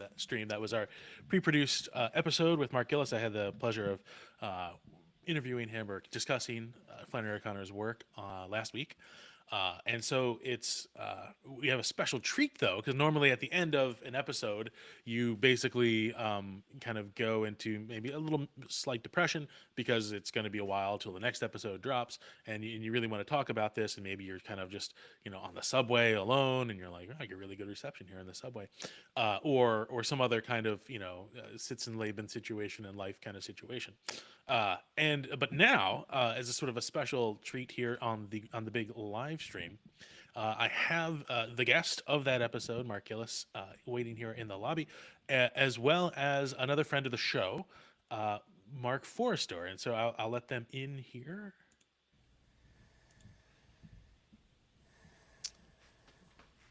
Very good. Welcome, gentlemen. Let's see how this all works out. Okay, they've we're all kind of stacked like talking heads. It's pretty exciting. And so this is our discussion panel. We do have, to kind of kick things off, though, we do have a question from the chat. So additional friend of the show, Michael Kelleher, is asking a question about that last line of the Misfit. Is that like taking up your cross daily? So that'll be our opening pitch here in our little foosball match reaction panel. Do we see that his sort of that his comment, and Mark Gillis, are you with us? I am. Can you hear me? Yes, we just can't see you, I think. Okay. Well, count that as a blessing. There we go. Oh, good. Yes, very good. So thoughts on the last line of the Misfit, taking up your cross daily. Is that taking up your cross daily? Real quick, to be clear, is the last line the line that he's referring to is she would have been a good woman all her life? Or the last line of the story? I'm not exactly sure. That's the beauty of the chat. We can't ask Michael unless he's on the chat. I think both are clarifying. Yeah. I'd say both are significant. That line of "she would have been a good woman all her life" is obviously probably the most famous line from the story, but also it's the Misfits' words that close out the story, and I think it's very telling about the drama of what the Misfit has just gone through with this encounter with the grandmother. But anyways, but Mark, I'll defer to you if you wanted to answer first. Otherwise, I'm going to jump in. No, I think you're clarifying though that the line "she would have been a good woman if she had something to shoot every day of her life" is about 20 lines before the end. The last line is the Misfit saying, "Ain't no pleasure in life." Is where the story ends. So yeah, so they're both very famous, which is a change. A few lines earlier, the Misfit said, "There's no pleasure except just doing meanness in life," and then at the end, he just says, "There's no pleasure in life at all." So Mark, I'd love to hear your thoughts on this. I know you're a great Flannery O'Connor guy. She is one of my favorites. I have her self-portrait right up here. And that's a really interesting interpretation of, could that be interpreted as take up your cross daily? I think it's more radical than that. I think you can only take up your cross daily, follow those words of our Christ or the words of our Lord, if you're aware that there's a cross to take up. What makes his line so dramatic is that it makes us realize, or it really brings to the foreground that we are radically contingent, that like we can twiddle away our lives with these really, really minor things. Going back to what you said in your interview, Mark, of not really being good or bad. Like, at least I'm not, a murderer, but I'm also not a saint. Maybe we don't think about that part so much. But that line of "she would have been a good woman all her life if she had someone there to shoot her every minute of her life," that would be the impetus to get up and find that cross, find that journey. With that Christian interpretation, I don't see it so much as a invitation to pick up your cross, but a radical awakening that you're wasting your time. If you're not sprinting towards Christ, you're sprinting away from him. And that's something that the Misfit says a few lines above that if Jesus is who he said he was, then there's nothing for you and me to do but to drop everything and follow him. But if he isn't, then there's no real pleasure in life except killing someone or burning down their house. And that line, like, if we had a gun pointed at our head every minute of our life, then we would drop everything and follow Christ perfectly, ideally, or hopefully perfectly. But we would drop everything and do what's the most important thing, namely follow him. But the grandmother didn't have that until the very end. And so that's when she has her real authentic moment of sympathy and compassion and love for someone else. And the Misfit, there's hope. There's hope for him. As Flannery says, all of my stories have happy endings. There's hope for him, but the fact that the last line of the actual story is that line of there is no real pleasure in life. There's a fear that maybe he's taking taking the other side of really there is no Christ to follow. Just do whatever you can to have some kind of pleasure. Well, that. I just want Yes, to sir. interject just because we do have the ability for people to enter questions into the chat. If you're uncomfortable chatting on platforms such as YouTube, you can also send me an email at jason@betterpears.com, because I wanted to flex that I have my email address down in the bottom as well. And so I'm monitoring those if you have questions and want to submit them that way, both for this conversation here and for the rest of the live stream. But Mark, yes, you were Mark Gillis. You were going to say Mark Gillis. You're going to say something in response. A follow-up question for Mark. So the original question about the daily cross and the grandmother, she had an actual physical gun put to her head at the end. So what are your thoughts? I guess paraphrasing the same question. What do you think are the ways that we do, or do we get guns pointed to our head every day? And if so, what is that? I was thinking about that question when watching that interview, and maybe not so much guns, but sticks, swords. But I think we certainly lull ourselves into this false sense of security that things are permanent, that we're relatively safe, but really we are so contingent on so many other things, the community, but like ultimately God. As a Christian, I would say if God were to stop thinking about me for even a microsecond, I would cease to exist. And yet we have this I almost want to say arrogance that that we are our own person, that we make choices, and I survive because I choose to, and I do what's necessary. And that's echoed in the Misfits' words, where the grandmother says, like, if you pray, Christ will forgive you. And he's like, yep, that's right. Well, then why don't you pray? I don't want no help, is his response. This American individualism kind of idea of like, I make myself. We forget that we are actually radically contingent on our Lord. And that's why writers like Flannery O'Connor, G.K. Chesterton is always really good at it, of having this habit of seeing our lives and everything around it as gift, that it didn't have to be this way, that everything is contingent. If I see every day as just something that I endure, that I am going through, like a piece of detritus in a river, then that's when I begin to take things for granted. But if I see every day, every second, every flower, every sunrise as a gift, every person that I meet as a gift, I will never take anything for granted. And I think that would be another way of articulating the same thing that the Misfit is saying is either have a gun pointed at your head every day, or cultivate that habit of seeing the world as gift, so that you will never forget what everything is really all about, of dropping everything and following our Lord. if he is who he said he is. You know, So the effect of yeah.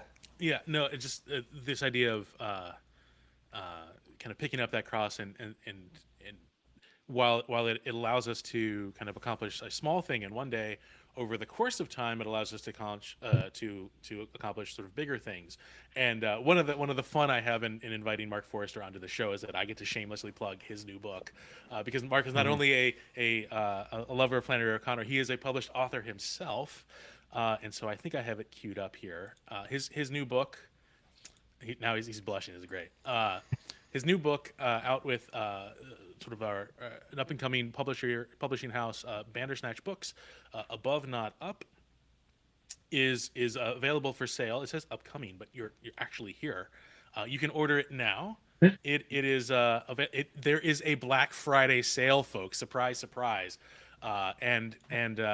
It is Mark obviously can explain his book better, but I'm just basically I love, as a classicist, that is a fourth dimension book. So it's a character, a fourth dimensional character interacting with three-dimensional us, and it is the character's name is Tess, and so I love that. When it has like an actual resonance with what words mean, a fourth dimensional character named Tess, but it is available. It's suitable for pretty much everybody, not necessarily toddlers, not this time around. But Bandersnatch Books, it will be in the it'll be in the description for the live stream after we kind of get done with everything. But I just wanted to bring that up in my promise to shamelessly plug your work. Sorry about that. Okay, back to the discussion. Sorry, Mark Gillis, I derailed it all. But this idea of taking up your cross and navigating. So Mark, you were suggesting another way of something that can do what the gun does is seeing life as a gift, every moment as a gift, being open to it. So is what the gun does and what that openness does, is that essentially it? That it takes you out of that sort of the prison of self, and that sometimes it's done violently, or sometimes it can be done in sort of like in Shakespeare. You get tragedy and you get comedy. You learn through death, the dead bodies on the stage. Okay, now I see it. And then the comedy, they deserve the same fate, but someone saves them, and now they get a gift, and that you can laugh. Does that work? Maybe that the pain or joy as ways to take us beyond our little ego. I think that's fair to say, and I think the reason O'Connor writes the way she does, like in her own letters and essays, she talks about how she has to draw big, startling figures for the nearly blind, and that's us today. That we are blind to that gift, and like she doesn't want to promote some like feel-goodery platitudes of be kind and have empathy, whatever. It's better to jostle us awake with this very upsetting scene. Like if we could cultivate that habit of seeing life as a gift, I think it would ultimately have the same effect. But again, that can turn into just a bumper sticker slogan. And so she tells the story this way of like, of we can also come to that appreciation for what we have, appreciation for the life that we have, and live our life well if it's constantly under threat. And obviously that's a less perfect way to be good, of always remembering that like, well, if I'm not good, something terrible is going to happen. There's a kind of a perfect versus imperfect contrition comparison we can make here. But they will effectively do the same thing. And I think this is her way of trying to wake us up to that reality, not through a very pleasing scene of like, try reimagining everything as a gift. Justin does a great job of that. He's very poetic, and I very much love that. But I also love the way that she does it, because it's through the grotesque, through the violent, that she can wake up an age that's nearly blind. What do you think of the comparison that what she says about having to write in big letters, the comparison to the Republic? Socrates saying that we want to look at the soul, but it's like letters far away, they're hard to read. So we got to write them really large, and we're going to build a whole city to make it easier to see. Is there something universal about? It strikes me as something universal about. These are hard things, and maybe today, as you said, we have particular blindness to things. How about one last question on that front? What do you think of something? What about for a monk, say a Benedictine monk or whoever, that the bell's ringing 7 times a day, the call to prayer, is like a gun to the face? I mean, it's not a threat of violence, right? Unless you unless you do see it rightly, because for a monk, it is part of his life, part of his vocation, his identity to pray 7 times a day, to enter into that liturgy, and if he sees his vocation and his life rightly, he would know that his soul is in peril if he doesn't hold up his end of the deal. If he doesn't live out who he is, then that is a moral peril. That is a peril for the soul, which is worse than what the grandmother went through. She went through a terrestrial material death. What those bells can be for us is signaling that spiritual death is nigh. So wake up, get your butt in church, and worship our Lord. So I do think there's a comparison there. And to your comment about the making a big city, I think there is something universally we could draw from that about works of art in general. Obviously, so much of the drama is on the last 2.5 pages of this story, but the drama of the whole story prepares us to receive that message, to receive this, or to witness this this dialogue between the two. We couldn't read those last 2.5 pages in isolation and have it, impact us in the same way. We need the whole work of art the way we need the whole city in order to see something that's hard to see close up. If I was understanding your previous point correctly. Yeah, I mean that sounds great. Yeah. Because as someone sort of watching the tennis match going here, one sort of insight I've recently had about kind of the end of why we need to see kind of the city writ large, or to see the kind of the grotesque painted in big form, is that as it fills our range of view, it actually causes us to slow down in our thinking, right?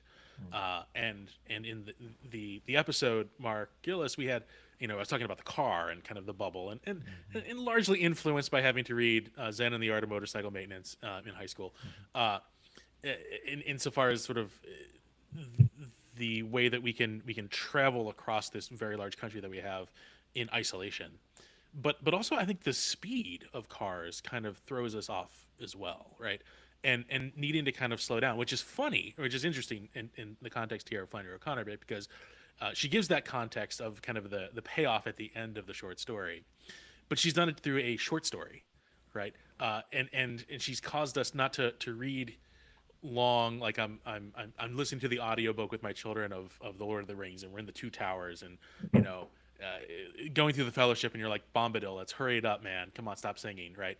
And it's long, and it causes you to be slow because it's long, but she actually can cause you to think slowly, to read slowly, to kind of because it's a short story, you can read it over and over again rather quickly, and kind of chew and mull and kind of masticate, right, every word and the symbolism, and it causes us to kind of slow down in our analysis of a literary work, but then hopefully it kind of causes us to slow down in our life, right? My recent experience, and part of this insight, is that I recently have spent a considerable amount of time translating the first book of Augustine's Confessions, foreshadowing later in the live stream, and you really have to kind of slow down, right? We're used to reading translations of Augustine and of everybody else, and we kind of just go through fast and gobble it up and think that we kind of understand really what he was saying. We go to the original language, and they have to go through that low door of translation, and everything kind of comes alive, and you really start to ask questions about what is meant here, right? We see that in reading in our mother tongue in English, when we have to kind of really kind of take everything slowly, and I think just in general, right, we approach life out of necessity, out of the need to kind of deal with things rather quickly, but it becomes a habit, and it becomes, I think, to our detriment if we're always living in the fast lane, if we're always thinking in the fast lane, and we don't have sort of time in our lives to pick up that cross and to slowly carry that cross, right, to Calvary. Okay, soapbox off. Woohoo! Any thoughts No, on that? that's well said. Yeah, and I think that the stories and songs and people play the things of everyday life, the things that do grab our attention. They pierce the dome, maybe that Joseph Peeble talks about the dome of our life that keeps us in the three dimensions. I got to hear about this fourth dimension, Mark, later. So you got to fill me in on that. I have no idea what that is. I'm totally living in the cave here, so you got to help me out here. But yeah, you're Jason about slowing down, and the pace of life is so fast, and any things that do call to us or wake us up, those gadfly moments are maybe those are a chance to slow down and not be so blind and chewing our food too quickly. Yeah, I'm reminded of what you said, Mark, at the very start of your interview, referencing Sister Wendy talking about art and yeah, good art ought to be arresting. It should make us kind of stop in our tracks. And I love that she had that response about the photograph of the Piss Christ. That she's like, no, this isn't shocking or disturbing, like, because you know immediately how you feel about it. What's arresting is when you witness something and you don't know how to suss it out. Like you don't know how to feel about it. And like, obviously, like, there's a myriad of great works of art that from their just overwhelming beauty, they arrest us. And with Flannery O'Connor, it's arresting, not with beauty in the raw, but it's with something that is shocking and disturbing. It makes us stop and think, what am I supposed to think about what just happened in this story? And like you said, it's a short story, so we can kind of go back over it. And going back over the text, like everything that the Misfit says is so salient. And I think I was trying to think when you were finishing your interview in the episode of why is this story so arresting, so shocking, almost upsetting? And it's not that the grandma dies. That's almost predictable. It's not that there's violence. It's part of the story, but that's not the part that's upsetting. What's so upsetting is we're brought face to face with this reality that we are not good, and that we are sitting in this tepid pool of not really pursuing virtue, but also at least we're not, murderers. The Misfit is the only character who sees reality rightly, and he, again, like just rereading his text can be really, really enlightening. He has this great line of, Jesus was the only one who raised people from the dead, and he shouldn't have done it because he thrown the whole world off balance. And just like he recognized that he could be good, he could be saved, and that if he wanted to, he could drop everything and follow Christ. But he's not quite there yet. Like he's the only one who sees reality rightly. The grandmother, she doesn't have grand vices, but we do like her because maybe we identify her with people in our own lives. But there's she's reminds me of Flannery O'Connor herself, who in one of her letters says something along the lines of like, I'm not better than any of my characters or anyone else. And if people think that I am, it's because my vices are as timid as my virtues. And I think it's a really good description of the grandmother herself. She's not a wicked person. And it's almost worse that she isn't, ugly and wicked, because we can kind of lull ourselves into thinking, oh, at least I'm not the Misfit. If our virtues are as timid as our vices, then we're really no better than the Misfit. Yeah. And when the Misfit says that about Jesus threw everything off balance, and he raised people from the dead, the grandmother, she caves. Maybe he didn't raise people from the dead. She actually, her faith is shit. Yeah. So. There are two moments. I was going back over the text. There are two moments where she says things that seem weird, just to put it lightly. Because like she ultimately she has this identification of, you're one of my babies, you're one of my children. But earlier in the text, when she's like, well, maybe they put you in prison wrongly, like maybe you didn't actually do it. Come on, lady. But she's like kind of giving him an out, and he's like, nope, they had evidence, and I did do it. Like, I was rightly imprisoned. And she tries to give him an out. And then he says, like, if Jesus or if Jesus is who he said he was, there's nothing for you and me to do but to drop everything and follow him. And then she responds with that, giving him an out of like, well, maybe he didn't. And his response, if he were to respond to that directly, would have just been like, no, he is who he said he was, but I'm not there yet. and Oh my gosh! All the interior action in 2 pages, she sort of renounces her faith, almost, says something. Yeah. And then she kisses a leper, so to speak, a page later, where she looks at this guy who all her life she would think she would hate this person, and and genuinely sees a person suffering, and the mother in her wakes up for a killer who just killed her family, but there's a moment of clarity that she gets. So I was also struck by. Oh, sorry. I'll let you finish that thought. We just have a question from one of our viewers, and then we'll use that to close out. I was just struck by looking over the text again. That moment where she says maybe he didn't raise anyone from the dead. The rest of that line is that like she sunk further into the ditch, and it wasn't until then that I had a clear vision of what this scene looks like. She's in a ditch by the side of the road, not unlike a grave. Like you mentioned in the text, there's all these breadcrumbs that there's a lot of grave imagery, grave as in where you bury someone. So she's essentially in her own grave and is sinking further down. And then she has that revelation or that moment of clarity that you mentioned.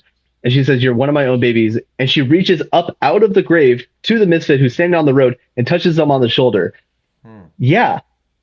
We have a micro scene of a resurrection reaching out to him, and it scares the heck out of him. And so and it says like he snatches back as if he'd been bitten by a snake. That reverse imagery is just hilarious.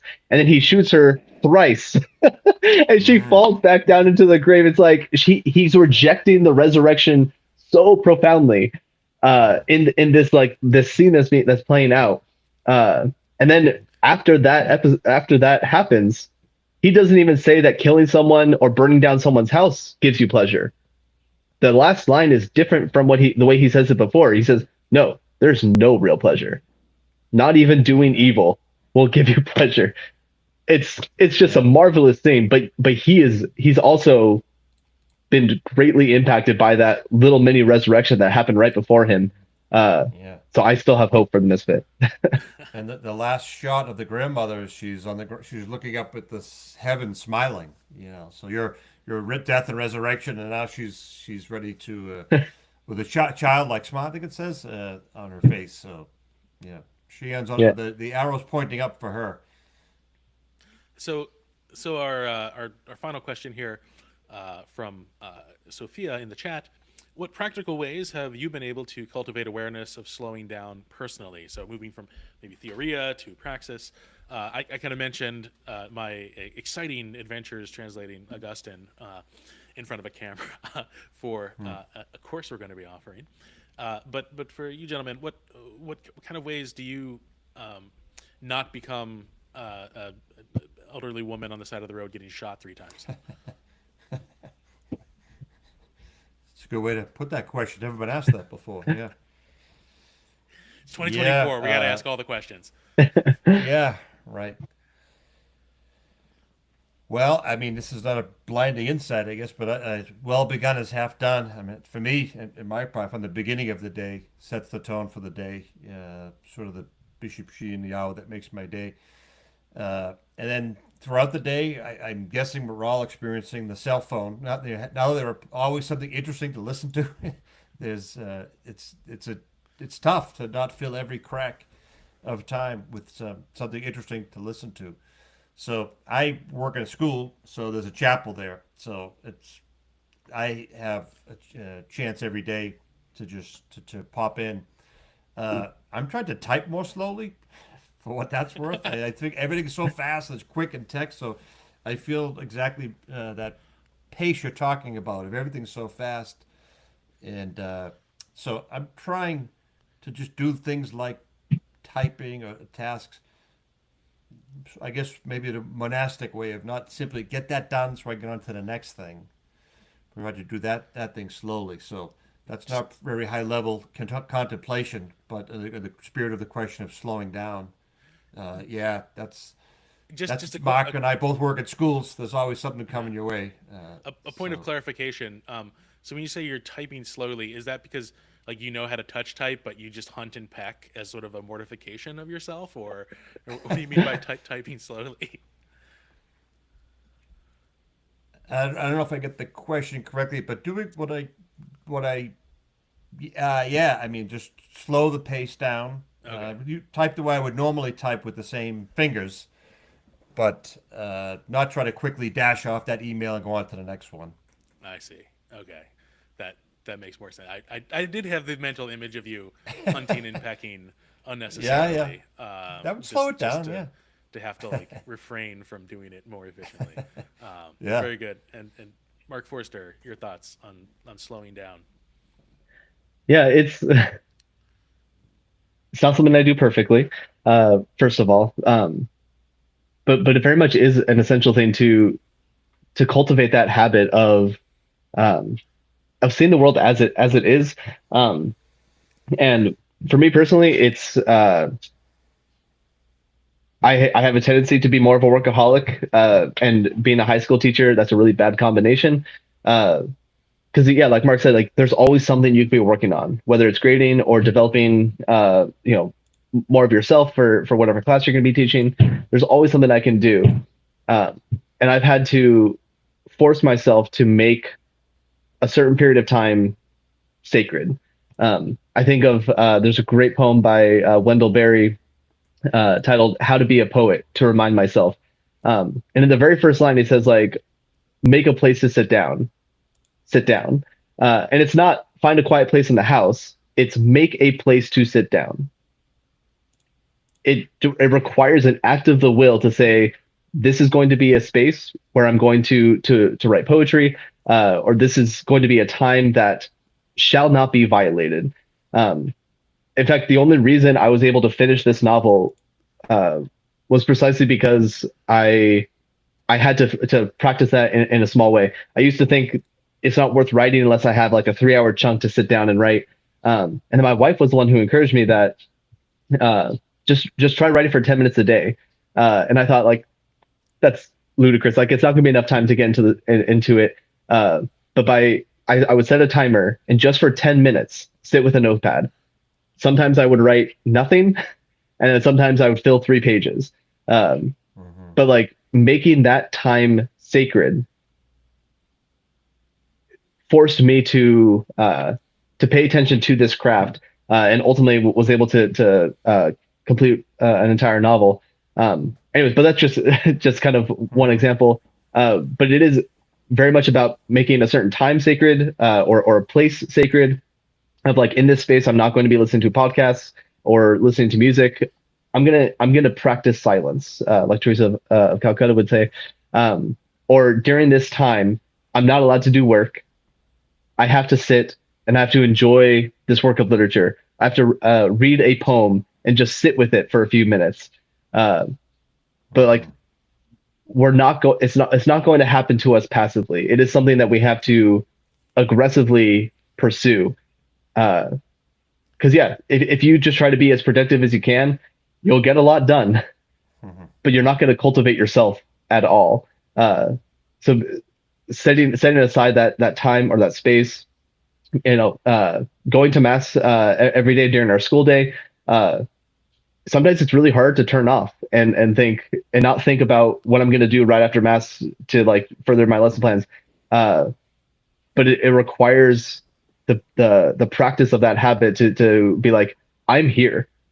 This is the most important thing in my life right now.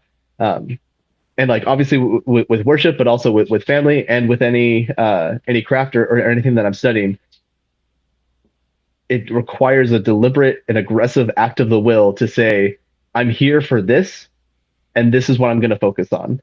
I'm not going to worry about being productive. I'm just going to give this my attention. Yeah, that's at least a start, I would say. So thank you for that. Did I have one last thing? Are we out of time? Or no, we're good to go. I just wanted to mention because you did bring up that book again. So Above Not Up, it's is available at Bandersnatch Books. This other kind of fringe website called Amazon, but Bandersnatch Books is hosting a 40% off sale of Above Not Up and all the rest of the catalog, but really Above Not Up. So need to throw that one out there for people who are planning their holiday gift giving. Okay, Mark, Marculus, back to you. We talked about throughout the day taking the break from the day to set time apart, but also in the day. So not in slowing down certainly can mean taking the pause, getting out of the ordinary. The bell rings, you go off to the monastic bell rings and have prayer time however that's done. Also, paying attention to the person I'm with, trying to really listen to become a better listener. Where I sit in my office, I have a student in front of me, but I can see the hallway, and there's always something happening in the hallway. So it's like a football game in the restaurant above your wife. I really have to work hard to. They talk about John Paul II. He mastered the art of listening. So the art of paying attention to the person I'm actually with is another thing that slows down. And it's hard to do it, but it's right in our daily life. It's not, you don't have to go to the desert, to do this incredible penance. It's the people I'm actually with. I don't know if I want to say it's like getting shot in the head, but that's a chance to get out of your world and be focused on somebody else. I think maybe our audience might be interested to know that my special place for writing is Chick-fil-A. And usually not too close to the bouncy house. It gets a little loud, but yeah, the spicy chicken sandwich, excellent. Sometimes deluxe, sometimes the regular, and I handwrite pretty much every episode of the BetterPears podcast there in that sort of the sacred space of the Chick-fil-A dining area. It's a weird thing. Will this Latin what was that? Yeah. Will the translation of Augustine be the Chick-fil-A edition? You translating Augustine there? I am somewhat hesitant to grab corporate sponsors. And Chick-fil-A, if I'm keeping, Meatless Friday and then they're closed on Sunday, that's only really 5 days a week that my space is available to me. Because I don't even know if they have vegetarian options, just fries, I guess. I don't know. Anyway, but yeah, taking it slow and having that. I am a little bit crestfallen in the sense that I was kind of hoping Mark Forrester would say that you make that space and then a fourth dimensional being comes and helps you write a book. and that really he was just telling whatever the fourth dimensional being was saying him, and then it's under the guise of a children's book. But we'll wait for the making of documentary to reveal that, I suppose, Mr. Forrester. Very good. It has been a delight to have you both here on the live stream. So thank you for stopping by.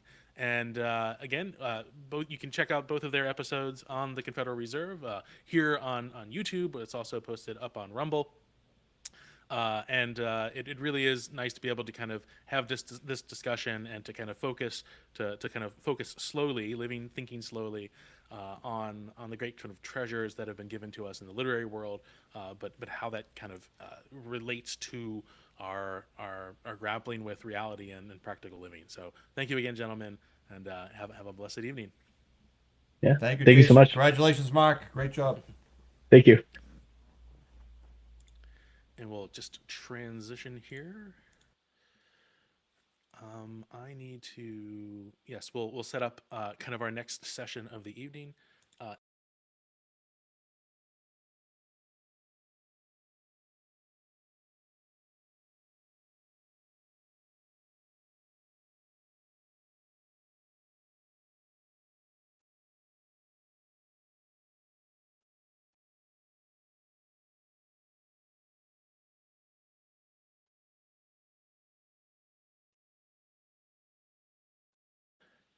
There we go.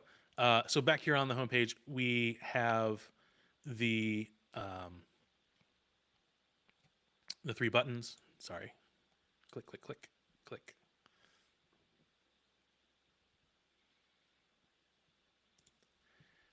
The three buttons, you can click here to become a patron. And again, that's $12 per month or more.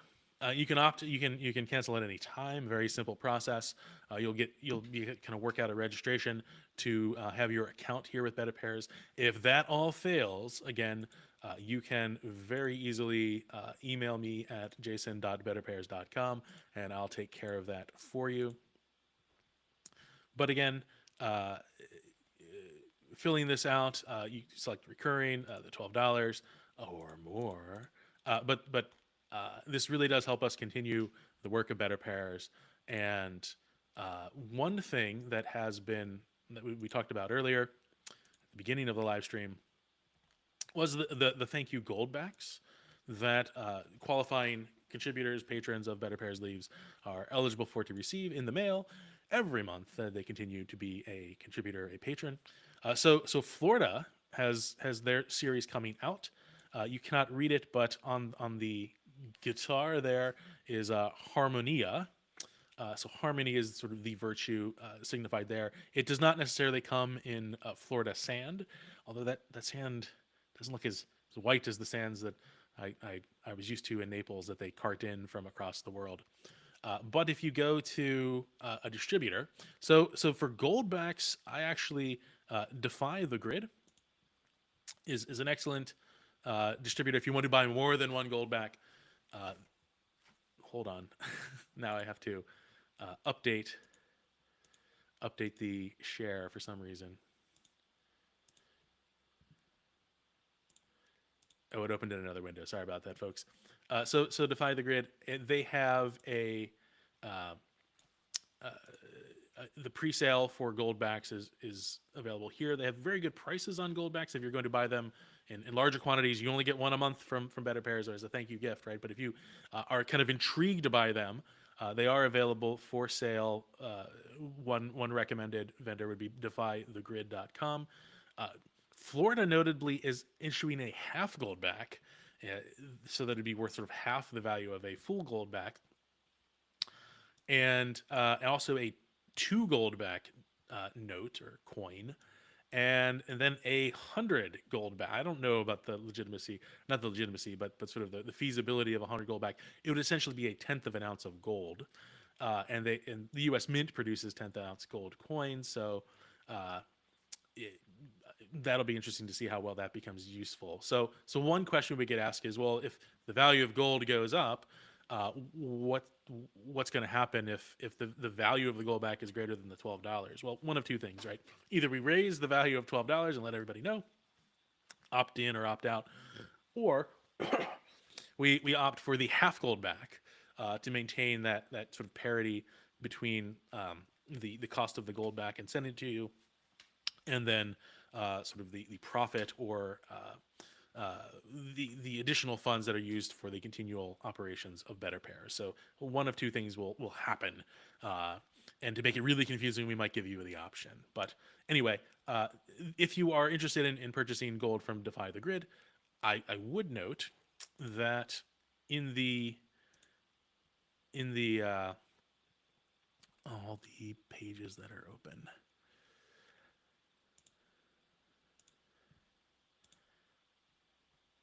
in the BetterPears Leaves, nope.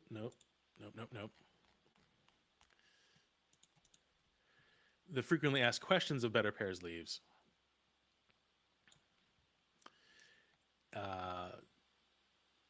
Yes, if you buy, there is a special link for a referral link for Defy the Grid, and also if you use the discount code BetterPears, I believe you'll save 1% of your purchase. So in the precious bullion and gold trade, 1% is a significant deal. Also, if you're buying gold backs, you will not get simply gold backs from Defy the Grid. You will not get a surcharge for using a credit card. So it's one of the other benefits that they offer through their program there at Defy the Grid. So they're not endorsing this program. They don't endorse BetterPears, but it has been a helpful source for acquiring goldbacks if they find of interest, if you find them interesting on your side. Okay, let me transition to our next segment.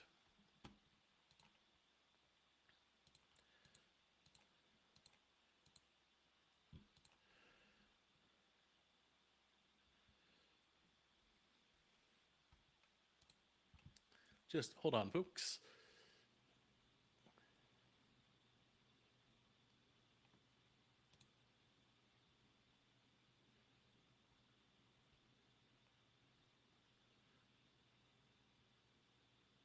Here we go.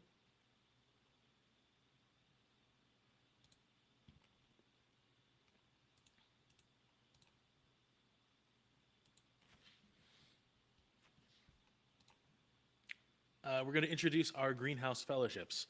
So you might have heard of these and various messaging from BetterPears, and we're going to kind of have a sort of the announcement video, the explanation of BetterPears. Greenhouse fellowships are in-person fellowships, and then we'll discuss that on the other end of the video. So just a moment here.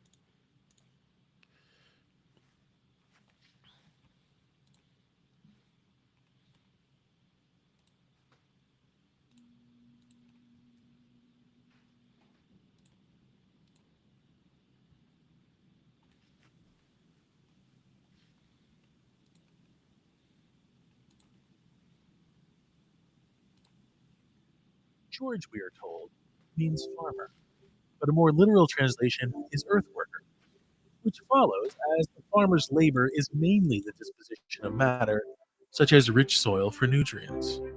He also provides for the plant's air, water, and warmth, but it is God who opens every seed.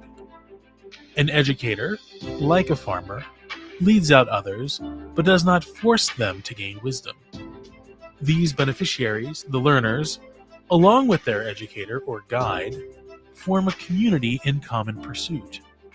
Through such communities and their gatherings, what is natural in us is able to participate in what is supernatural and everlasting. Over the last year, BetterPears has offered a podcast on a wide range of topics as an aperitif for an audience in search of more. Not just mere life, but the good life. Aristotle, in outlining the good life in his Nicomachean Ethics, devotes 2 books to friendship. The possession of true friends is a necessity of good living. Our nature desires connection, the fundamental conclusion of actual navel-gazing. Such friends, beyond their utility and the pleasure their company offers, must mutually pursue what is true, good, and beautiful. While a podcast might have been the beginning, something greater is now needed. BetterPears was established to present the wisdom of our betters in their own words. In keeping with this principle of original sources, but mindful of how ancient languages can be a barrier for many interested in seeking real human connection, BetterPears is excited to announce BetterPears Greenhouse Fellowships. Like a horticultural greenhouse which shelters plants from harsh winds and the bitter cold, these fellowships will be participatory dramatic readings of William Shakespeare's greatest plays in their original English. Each dramatic reading fellowship will experience together one of these timeless plays over 2 two-hour sessions scheduled a week apart in a hosted home setting with an experienced guide and delicious hospitality, all for a fixed price. Register online today at betterpears.com/greenhouse and start your free BetterPears account so you will never miss out on BetterPears offerings. During registration, you can opt to bring your own text of the play or arrange for one to be provided for you. Your fellowship guide will start promptly and assign participant fellows to certain roles for the session based on your registration order. In the following week, new roles will be cast for the conclusion of the play so that the main roles are more equally shared. Once roles are assigned, the drama begins. There are no costumes or staging, but fellows are invited to perform their lines to the best of their ability without preparing ahead of time. It is in this shared reading and listening, without grade books, inflated egos, or liquid crystal displays, that the plays come alive. What is foreign in Shakespeare's syntax and diction gradually becomes habitual, part of how we think and talk. What is more, you enter into Shakespeare's world with fellow travelers who discuss the dramatic themes, plot, and pitfalls as each session concludes, and the real fellowship continues. These BetterPears Greenhouse Fellowships are starting up in the Oklahoma City metro area. Please visit betterpears.com/greenhouse to register today.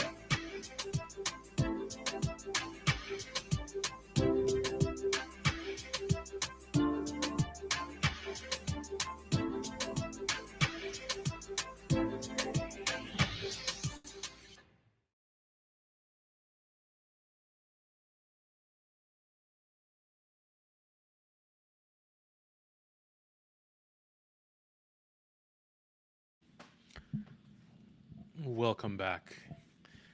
So that's sort of our introduction to the BetterPears Greenhouse Fellowships. Again, right, this idea of a greenhouse, ideally, or not ideally, originally, the whole idea of reading works in the original language, particularly with my background in Latin and ancient Greek, is kind of the genesis of the idea of BetterPears, right? That I had this ability that I once studied professionally, or have professionally used in the certain sense I've taught Latin and Greek professionally, but as a student, and really quite enjoyed and really wanted to kind of continue in my life. But the difficulty is, like, how do you do that if you don't have anyone to read with, right? You have all these great insights and thoughts, and your mind just is kind of caught up in it, but no one else to share it with, right? And one of the difficulties is trying to find somebody to do that with, and it happens, right? It happens in the sense that you can find a small kind of Latin or Greek reading group, and that continues, but then eventually people get kind of busy. Life happens. Sometimes life happens more than you'd really want it to happen, and then that sort of situation ends. Well, the question I was posing, in sense of I like systems, even though most of my writing is very unsystematic in a certain sense, could there be a way to build a business around getting people together face to face to read things in the original language? And now, granted, most people in Oklahoma, where I'm currently situated, speak English, and therefore having something originally written in English makes the most sense, and therefore in sort of a propedeutic or a preparation for perhaps later reading groups of ancient texts in the original ancient languages, having something that really kind of sparks the imagination, that draws into question the transcendentals, the true, the good, and the beautiful, but also sort of the human spirit and how our emotions work, and draw out all of that sort of in dramatically. Shakespeare really fits that bill, right? It's sort of his just common acceptance as one of the great poets and playwrights of his day and our day. That it offers an opportunity to draw people together in a focused, intentional way, to unlock something that is sitting right there in front of them, right? So everybody with their exciting cell phones has the ability to read a classical work. Project Gutenberg, the font's kind of annoying, but right, it's there. you can have audiobooks, you can have all these other kinds of things. Why don't people do that, right? Why do they waste their time on social media that doesn't make them social, right? That silos them and keeps them focused on one thing, keeps them sort of as a consumer of information, a consumer of goods, and not a producer of their own thoughts, and not sort of contributing to the great conversation of the West. So BetterPears Greenhouse Fellowships are really that, right? And the idea is sort of threefold. Let me shift to our website again. And I'm just gonna hope that I left open the tab. Here we go. So back to our website. I've explained this before, but the down here in the three columns, it's sort of broken up into what I call the productive, the practical, political, and the theoretical way of life, according to the ancient sort of bifurcation of the ways of life here, right? So support for BetterPears is the practical, in the sense of it allows BetterPears to continue working. Again, we include prayer for BetterPears as a practical means of sustaining us, right? That we are existing or held into existence by God, but that through this intercession, our work can be accelerated, can be prudentially determined in terms of the way forward and the appropriate use of our energy and resources. But also BetterPears Leaves, which we will continually talk about tonight, right? In terms of this patron program, right? $12 or more a month. Support the work of BetterPears, receive a gold back in the mail. Also, right, if people are going to underwrite a particular episode, there's and to have a dedication for an episode of the BetterPears podcast, there's an opportunity there, as well as the BetterPears Market, right? So all the mugs from the Market Mug giveaway are available here. We are running a sale on mugs, particularly mugs that have been selected by our Market Mug giveaway winners. Those are available at our market, or at the BetterPears Market. So if we search by prices, we'll see actually this is a photo from one of our winners, the Foc Difficilia Cole Pira mug, our gold mug, Stop Big Lexi, and then the Agnosco Veteris Vestigia mug, the words of Dido from Virgil's Aeneid. It's kind of hilarious in my mind. Anyway, those mugs are on sale. They are cheaper than the other mugs that are not on sale for our Christmas season, the Advent, for your Advent shopping for Christmas. So make your way over to the BetterPears Market if you would like to enjoy the mug, should you not be a winner of the Market Mug giveaway, or should you need multiple mugs because you have friends. Okay, sorry about that. Back. Here we go. Our practical political way of life, right, are these in-person greenhouse fellowships, and as well as the fellowship roles. So that's one way to kind of explain my thinking of the fellowships, is from the presentation of how they exist and how they can be scalable, right? Because we want we want to host these fellowships in a lived in home, in the good connotation of that, right? So one kind of popular way of thinking about spaces or places is that you have a sort of a first place, which is your home. You have a second place that is your place of work. We're post-industrial age here, right? For a while there, during lockdowns, everyone's first place was their second place was their first place. But then there's this idea of sort of a third place, right? So think, the TV show Cheers, right? Cheers, the bar, was this third place. It wasn't where Cliff was on his mail route or whatever. We're not even sure what Norm did for a living. But right, the third place can be like a tavern, a bar, different words for bar, or even say like a church, meeting space or that kind of thing. And my idea with BetterPears is, no, we didn't want a third place. We wanted a third place that was somebody else's first place, right? So the domestic setting of these fellowships is important, not just because it makes it seem like the host of each fellowship is sort of a hobbit, hosting all these guests in large numbers, but because, right, the quality of someone's home kind of reflects their own tastes. It is a real place, and not just a place that is easily cleaned and kind of industrially cared for, right? That the carpet, the furniture, the tapestries, or the decorations are what those people want to have in their life, what they see as important to them. And so it was important to me to have sort of this idea of a host that these fellowships be hosted in someone's home. In addition to that, there's sort of the idea of hospitality, right? So while you could just get together and read Shakespeare together, if there's not kind of food and drink, it does seem a little bit like a class, And so this idea of leisure, of being able to enjoy sort of the fruit of the world, the fruit, feeding the body, but then also kind of feeding the soul with the ideas, the things being discussed in the course of the fellowship. And then there comes the guide, right? So host would be sort of the Hobbit way of thinking about it, that role. The hospitality is the role of, say, like Elrond, right? Excuse me, I got that kind of backwards, right? The host is sort of the Elrond. The hospitality is kind of like the hobbits. The guide is more along the lines of someone like Aragorn in my Tolkien-esque version of this, right? But the idea is that the guide is not a teacher, although the guide might teach, right? That the guide is like Aragorn. He's not going to kill all the orcs, right? He's going to kill some of the orcs. He's going to kill the necessary number of orcs he needs to kill.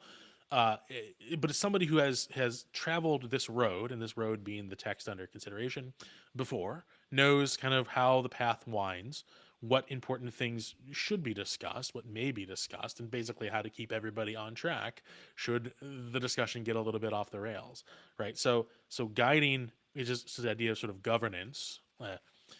Gubernator, right, is sort of the helmsman of a ship, and to think that a hulking ship with all the wind and the waves is chartered on a path using a small piece of wood relative to the size of the ship, right? That's kind of what the guide does, right? It navigates the discussion, keeps things going smoothly in terms of what is the expected order of each fellowship. So what do they do? Well, if we click on the fellowship button here, we see we were hosting sort of open greenhouse fellowships earlier in the year in the sense of like an open house, but there's the introductory video. We have upcoming fellowships. So starting next Saturday, we're going to be reading in successive Saturdays, so the 7th to the 14th, or not through the 14th, the 7th and the 14th, Shakespeare's The Tempest, which will be our first time reading that. You notice that the first night is an initial dramatic reading, the second night is a concluding dramatic reading. So right now these are just scheduled for Saturdays. The food service is coffee, tea, and pear service, so fresh pears. Because if you can't, if you got a pear themed business, you probably should serve fresh pears. I do remark that my sister was reviewing the website early on in the development of BetterPears, and kind of remarked that, well, I thought you actually sold pears. And I think not at the time, but my good reaction should have been, yeah, well, there's this company called Apple, and they don't sell apples. But if you come to a BetterPears in-person fellowship, a greenhouse fellowship, you can expect pears.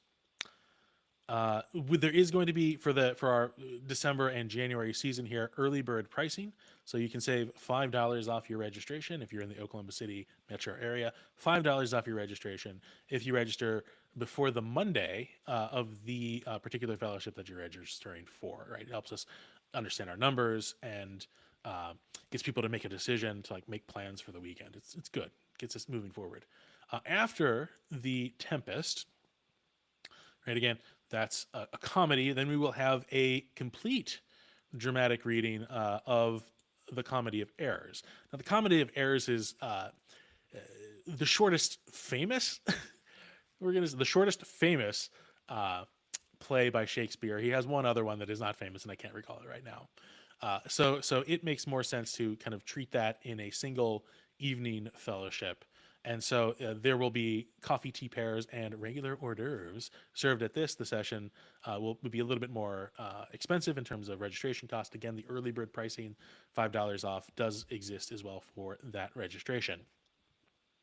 Following that, so in Christmastide, December 28th, we will begin in actually our Christmastide. Therefore, it is important that we would then read Twelfth Night, right? Another one of Shakespeare's comedies, which has nothing really to do with the 12 Days of Christmas, but it was apparently first shown during the 12 Days of Christmas,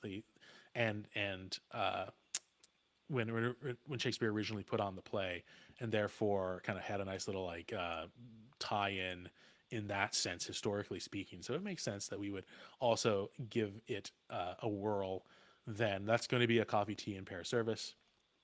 The following into 2025, January 4th, we will have the concluding event there. And then our last one on the docket, moving away from comedies, we will have Macbeth. So a good dreary January in darkness. We will discuss regicide in Scotland. So we have that to look forward to. Yes. We've had we've done a history in the sense of Henry V, but otherwise largely comedies. And so it seems a good time of the year and really to take on one of the kind of cornerstone plays of Shakespeare and Macbeth there at the beginning of the year, January 11th and January 18th. And again, if you click on these, both here or click on the picture or over here, right, it will take you nowhere because it opens up another screen. I will then readdress my screen share.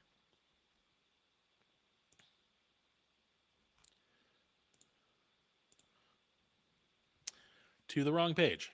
Wonderful, wonderful. I will readdress my screen share. If I say it louder, it'll work.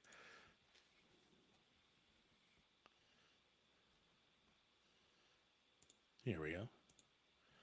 To the registration page. Again, this is the Tempest. The initial gives you the dates. This little button allows you to add this to your calendar. I think it's an ICS link. We get the who, what, where, why, and how.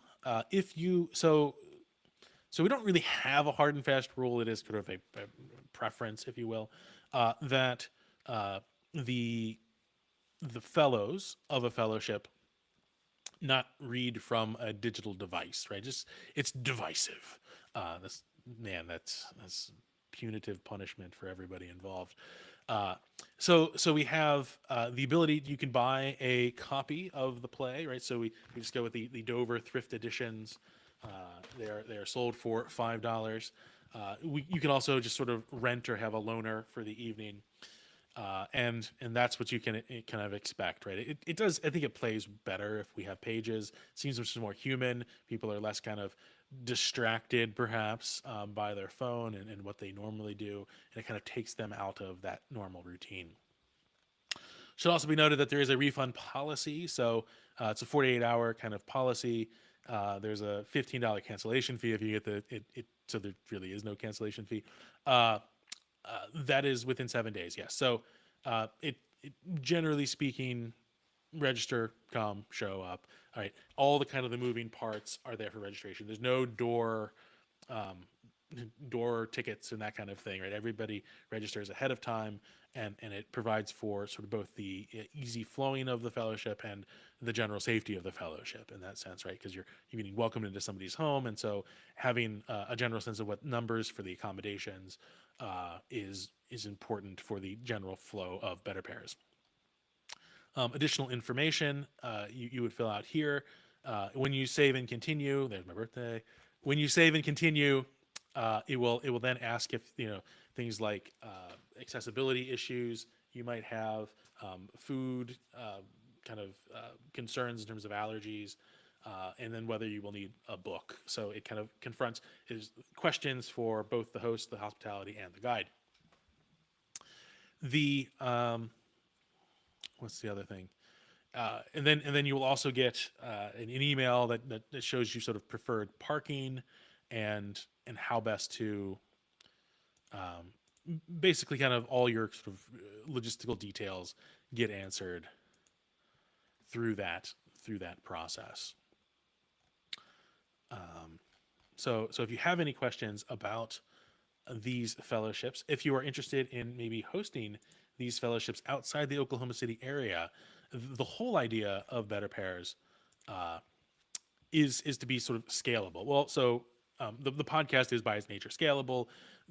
YouTube allows the Confederal Reserve to be scalable in that sense, but in terms of the fellowships, right? These roles, these sort of independent contractor roles of guide, host, and hospitality, could be operated across the world. Technically speaking, would get all legality of hosting, and running a business in all these different places.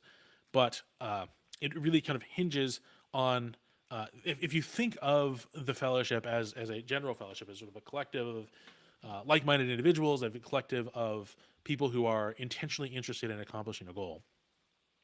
And then in any kind of group, you would have those people who rise to the sort of not the position of leadership, but answer the call of leadership, right? And that could happen, right? Again, everything in this fellowship is pretty much open source, right? It's sort of public domain.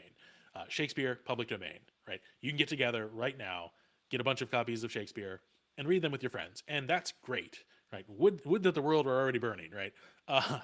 And the problem, though, is that those people who rise to leadership, life happens, and they move along, and then that kind of great camaraderie and the community that develops fizzles out.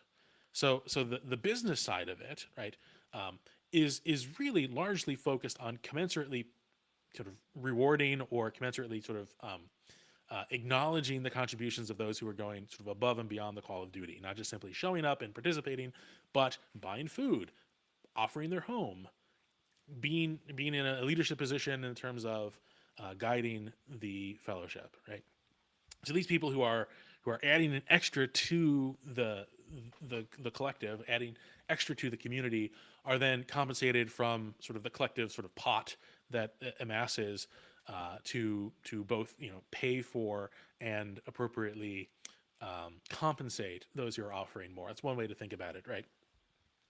And then, so what's the role of BetterPears? Well, the role of BetterPears here is that we kind of operate, and again in our Tolkien Tolkien framework here as sort of like the Gandalf, right, character who gathers all the important people together, and you're important if you show up at a BetterPears fellowship. Gathers all the important people together, kind of does some things with them, perhaps, and that's when I'm operating as a guide and other kinds of things. But largely kind of like leaves when all the bad stuff starts to happen. That's kidding. But doesn't necessarily need to be there in order for the things orchestrated together to come to pass, right? Got to go fight a Balrog on the other side of the world, or down in the pit, or that kind of thing, right? So BetterPears is that organizational hub, provides the structure, provides sort of that consistency, that sort of McDonald's consistency of what to expect, right? What to expect in terms of the roles of guide, host, and hospitality, what to expect in terms of reading something in the original language. That's one of sort of the tenets of BetterPears, is that we read in the original language, because having a conversation where everybody's talking from different translations, you might kind of argue like, oh, it gives us a different feel for the text. Like, yeah, but nobody knows really what the original author said, right? So reading original text in the original language is important to keeping the not in the meaning, but the essence of what BetterPears is. And so BetterPears exists to keep everybody kind of on track at that level. And also BetterPears offers that transparency, right? Because these host and guide and hospitality are independent contractors. And so they have the ability to offer their own unique gifts to accomplish the goals of that particular role. And so the relationship with BetterPears is not as an employee where we're kind of latching down on exactly how they do everything that they do. Every fellowship is going to have its unique kind of flair given the composition of the contractors in place, and yet there's going to be definitely a way that you feel that this is a BetterPears fellowship experience, wherever that might be. So on the website, there was an opportunity to apply to become an independent contractor, and then I will work with you to make this sort of a reality in your part of the world. So that's one of the ideas, sort of the scalability of BetterPears. Even though you might not be in Oklahoma, there's a good number of us in Oklahoma, and we try not to let the good parts about Oklahoma be known to the people outside of Oklahoma. It's sort of a brigadoon kind of thing. But a large number of people I've heard and also experienced live outside of Oklahoma. If you would like to partake in the fruits of BetterPears in these in-person fellowships, you can apply. You can follow the links there. Again, you can always send me a message at jason@betterpears.com. So again, my email address there at the bottom of your screen. So,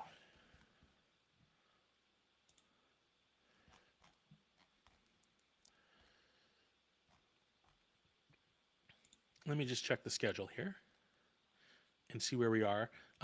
We will offer our prayers. I'm on camera, but we will offer our prayers for our next guest, who is braving freezing rain and ice on the road in Michigan, trying to get home to be our guest on our next segment. Exciting times in the world of live streaming. But let me just check one last thing.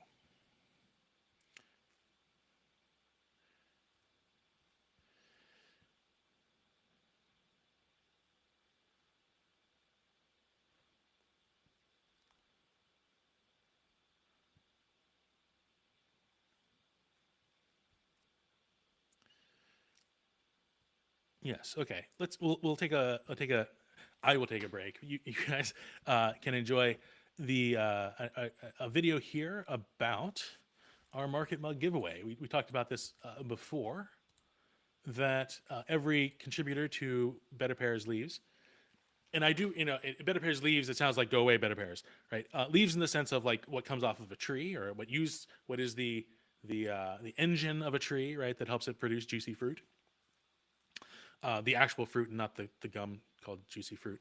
Anyway, but also because it is gold foil leaf in the form of the gold back that you get in the mail. Oh, it's a pun. Oh my goodness, this whole horticultural thing of Better Pairs. It goes deep, folks. It goes very deep. But we do have our market mug giveaway. In addition to receiving a gold back, you have a chance to win a mug of your choice from the Better Pairs marketplace.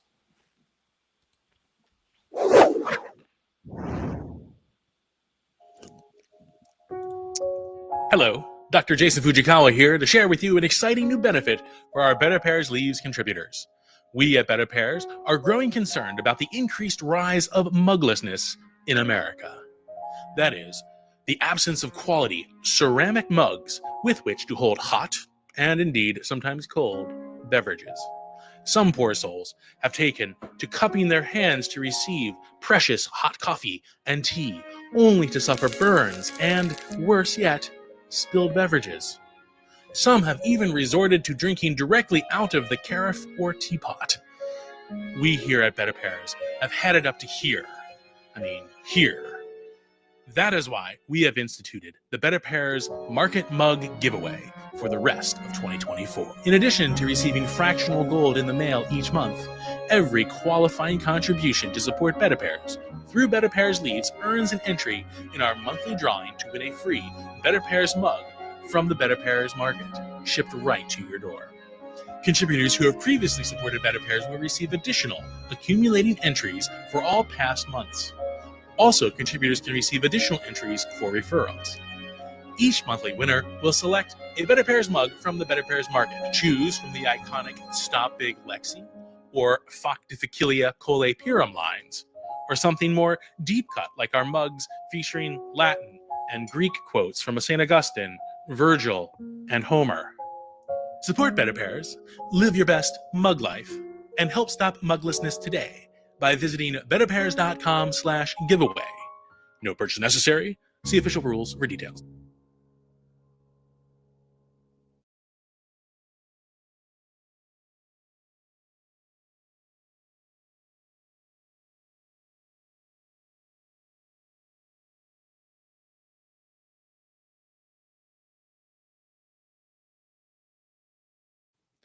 Hello, I am Dr. Jason Fujikawa, and I am on a mission to offer better fruit for the human soul.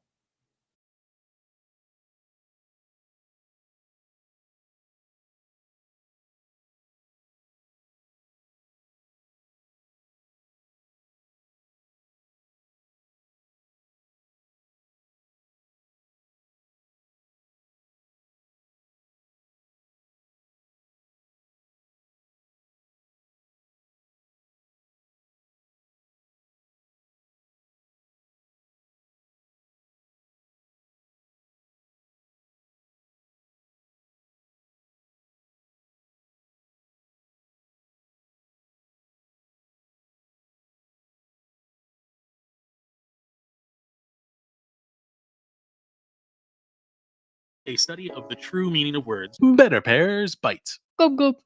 Thus, etymology is something like a study of the true meaning of words, and yet this explanation is unsatisfying over time. The exchange of seemingly arbitrarily arranged characters in English to more exotic, but nonetheless equally arbitrarily arranged characters in Greek, along with the defined meaning sprung forth like a magician's rabbit from the lexicography cartel, or as I call it, Big Lexi, is to trade linguistic servitude to Noah Webster for that of Liddell and Scott. What we desire is something that I call deep etymology. Professional linguistics researchers might have a different name for this approach, but they tend to award tenure for neologisms, not conventional taxonomy. In any case, deep etymology seeks to consider meaning beyond the dictionary definition of the verbal roots which phonetically or orthographically connect us to earlier generations of the human family. BetterPears bites. Gulp gulp. Thus, etymology is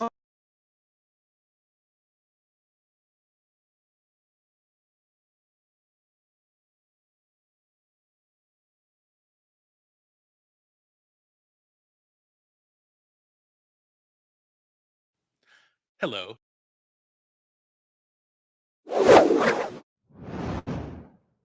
Today is the end of the month, and your inbox is likely filled with appeals to support a candidate and receive a limited edition trucker hat or give and help overthrow the Republic. Instead, have you considered supporting the work of BetterPears with your hard-earned dollars? BetterPears offers the BetterPears podcast, a vast collection of short audio essays on language, philosophy, and theology, a veritable Mr. Miyagi dojo for your mind. In addition, BetterPears presents the Confederal Reserve, longer format interviews discussing classical works selected by each episode's guest. By supporting BetterPears Leaves today, for as little as $12 a month, you will receive a genuine goldback in the mail for each successive month of support, a thank you gift valued at over $5, and you can cancel at any time. Your continued contributions and prayers help make the work of BetterPears possible. Visit betterpears.com/leaves today.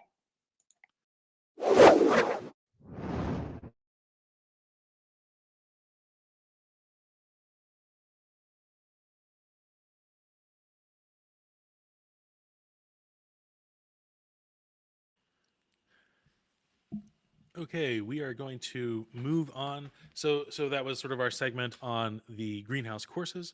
And so if anybody's interested, head over to betterpears.com/greenhouse. The in addition to the greenhouse courses, so we have the Confederal Reserve, which is our interview show.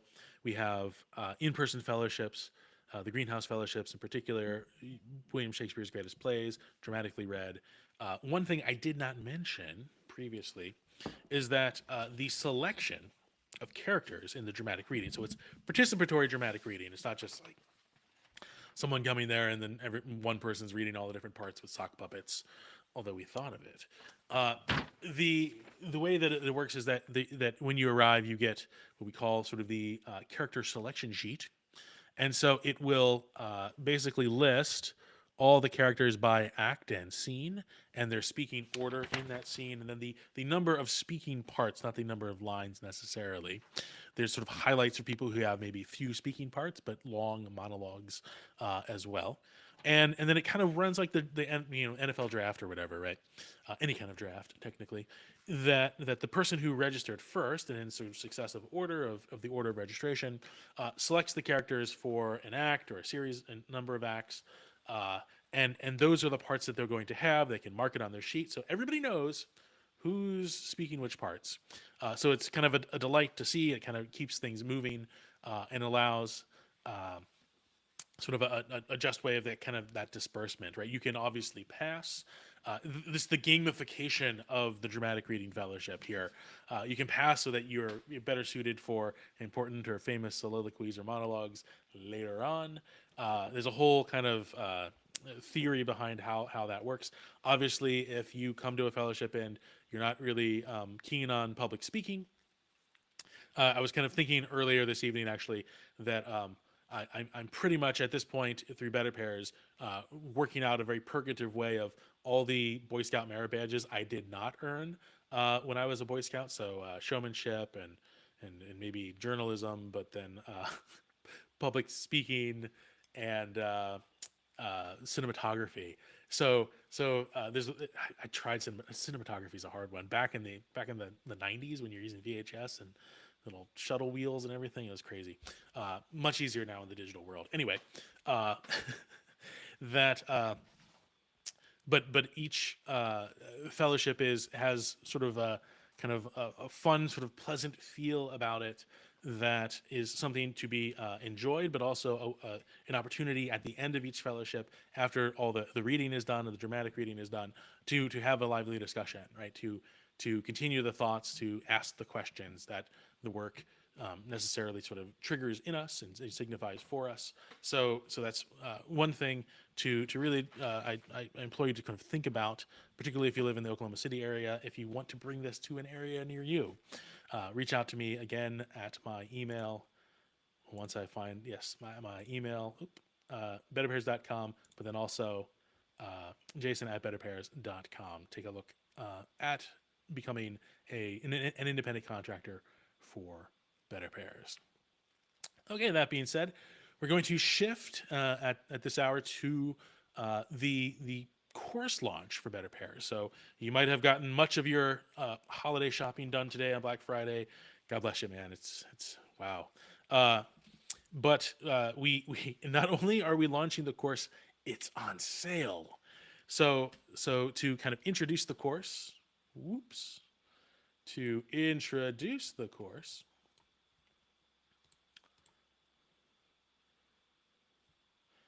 we will take a look over here.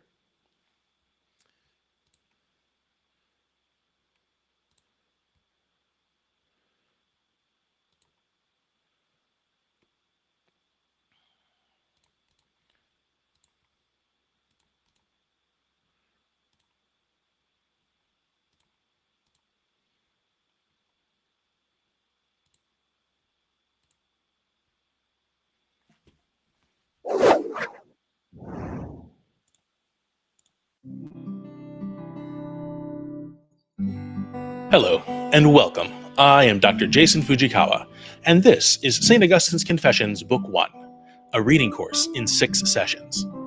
This course can be described as quasi-scripted. Yes, this introduction is scripted, and yes, we will be following the script of St. Augustine himself as we make our pilgrimage through his work one sentence at a time.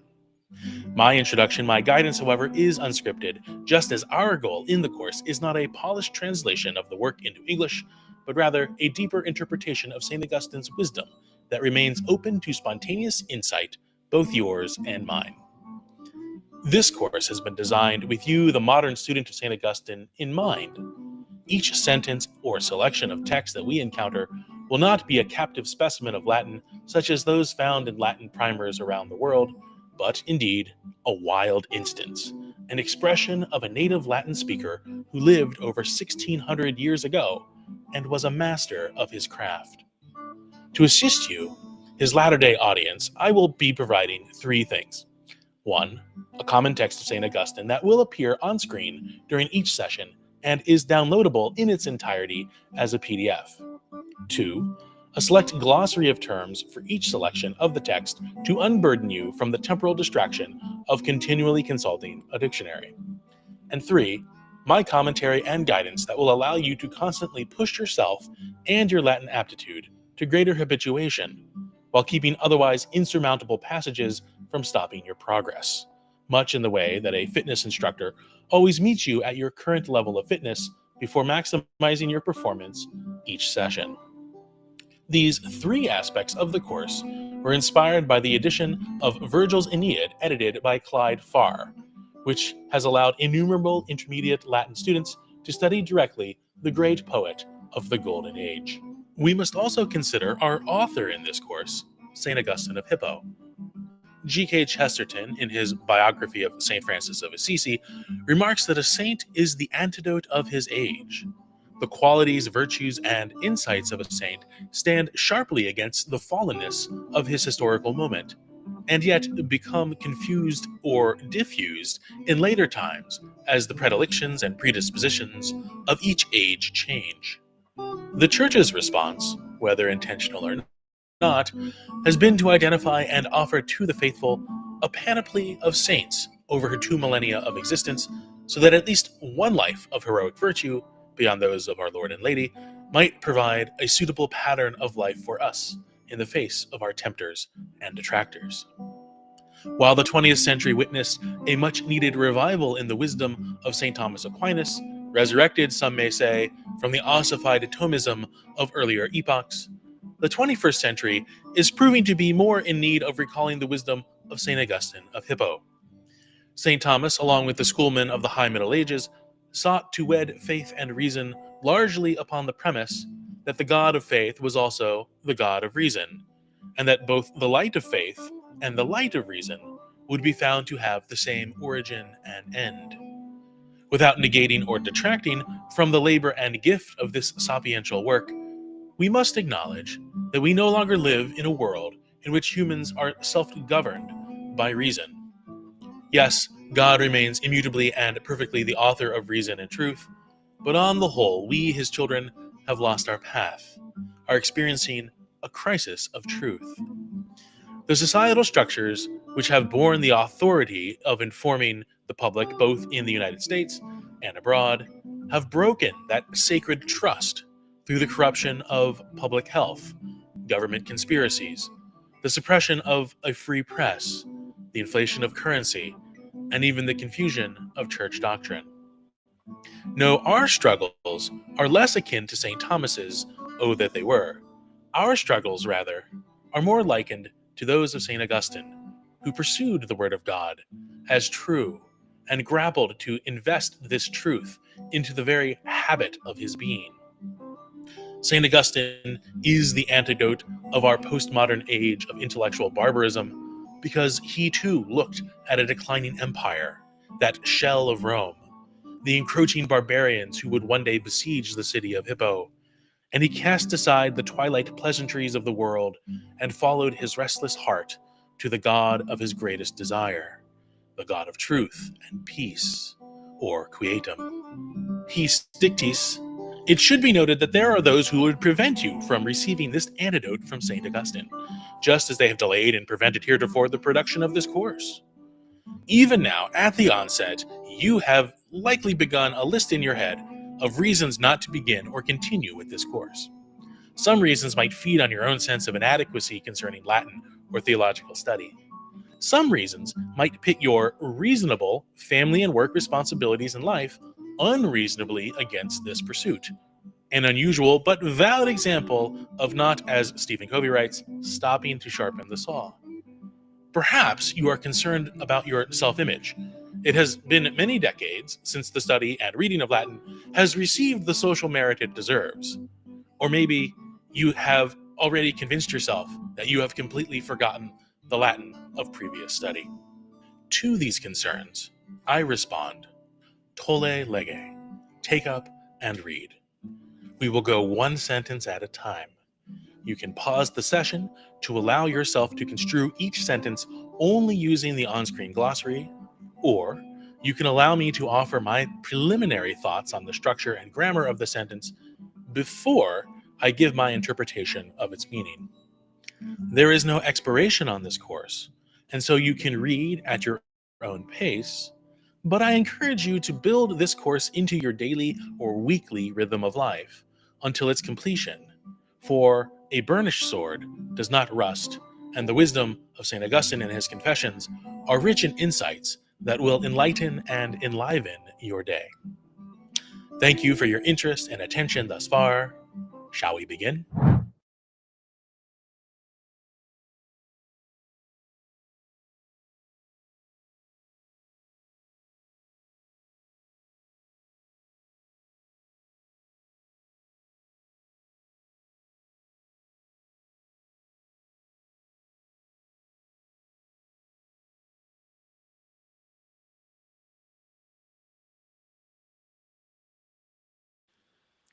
So that's the introduction to the St. Augustine course, our Latin reading course on Book 1 of his Confessions.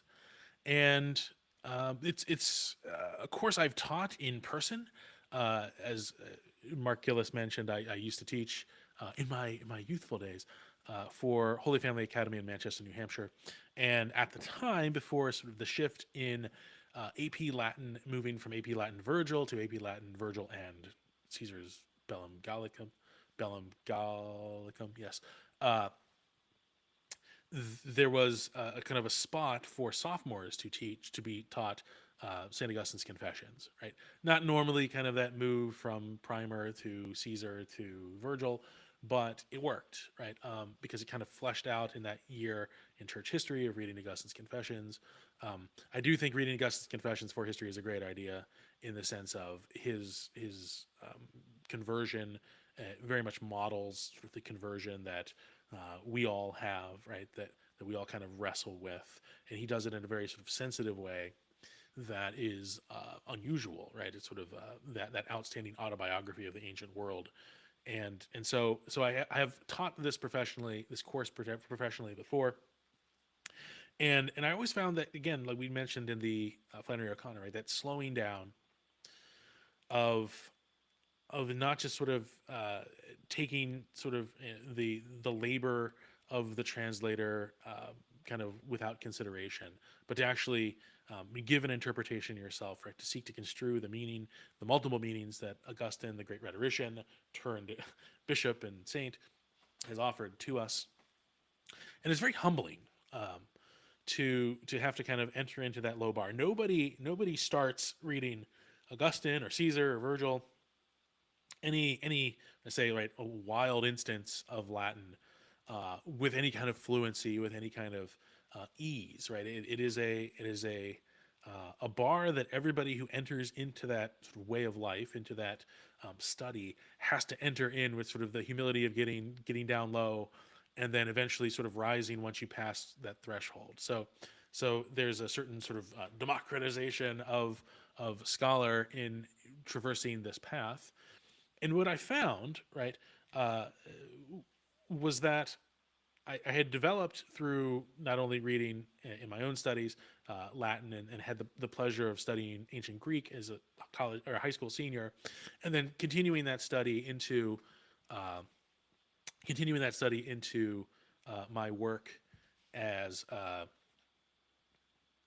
my college studies, but having kind of gone that far, a lot of people, including myself to a certain extent, kind of leave it there, right? That Latin, that ancient Greek, was something I studied in school, but not something I kind of built into my life. When really, right, if you think about it, you have one of the cheapest forms of entertainment, right, of sort of leisurely fulfillment available to you, in the sense that, one, nobody is buying dusty books anymore. Two, those texts are actually available online for free, and that they provide sort of this wealth of meaning, and also providing kind of, right, an engagement of your intellect and the time it takes to do that keep you from spending money on your entertainment, whether it be a video streaming service, whether it be various sort of sporting events. Not that those things can have legitimate use in their own right, but if you needed to kind of, in an economic downturn that we might be finding ourselves in, if you needed some form of entertainment of leisure in the strong sense, entertainment in the strong sense, we'll make it strong sense for entertainment. If you needed that, it would be there, right? I've run into so many people, perhaps they are parents who have children in classical education who are studying Latin, who kind of in their day, right, also studied Latin, enjoyed Latin. It's different than, say, like playing football in your day and not playing football in your middle age, right? The body kind of wears out and can't do the things it used to do. The mind, not so much, right? And so what is to keep an adult engaged in a career, engaged in the needs or the responsibilities of mature, family life and that kind of stuff? What is to keep them from doing this, right? Of on their own, without the artificiality of registrars and administrators and grades and trying to get a degree. What if you just read a classical work for the joy, for the end of the wisdom, the fruit for your soul that it provides, right? And sort of the inspiration, one of sort of the accidental inspirations for this in my own studies, there were two gentlemen at my time at Fordham University in the Bronx. One was a man named Saul. Saul was an elderly man who lived up by Grand Concourse, would come down Fordham Road twice a week and end up in my advanced Greek course and school all of us professional students whose like job at the time was to basically study Greek. And he would sight read. He would sight read Aristotle. He would sight read Homer, and just he knew the phonetics. He knew the morphology, and he could just kind of look at something and say, "Is this from this verb?" and blah blah blah blah, and rattle off its meaning and construe a sentence as if it were nothing, right?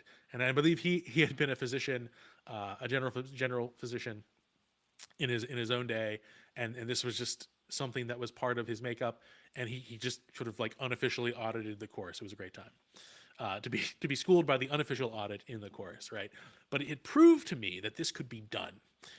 Granted, I have not become a general physician, but if I did, and I retired, I would do this, right? But there's a moment now in which that is actually possible. It is actually technologically possible to provide this sort of course, this sort of guidance to allow somebody to do that in the absence of the ability to do it face to face. The other gentleman was a surgeon, so not a physician. A surgeon is a distinction usually in Britain. He was a brain surgeon.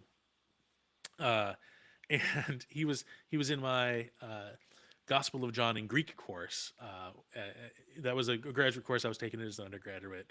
It was crazy, but he was an actual practicing surgeon, and he would show up once a week and translate Greek for 2 hours in the class, right? And he was doing it for a degree, but he basically was doing it because he understood that there was more than just the brain on his operating table.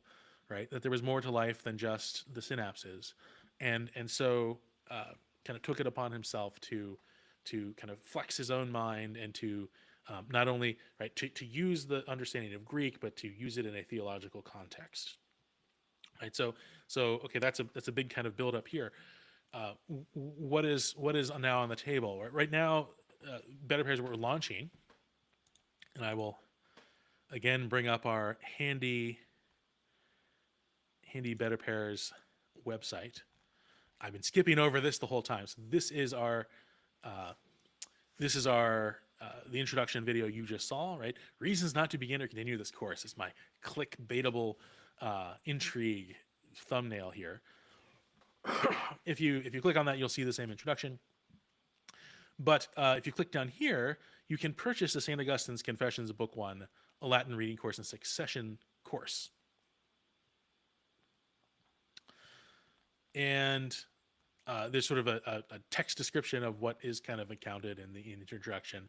People don't read anymore, so I usually say it online, either in the podcast or here on videos to explain things, right? But really, the course is inspired by the Virgil's Aeneid, the edition by Clyde Farr, right? I have it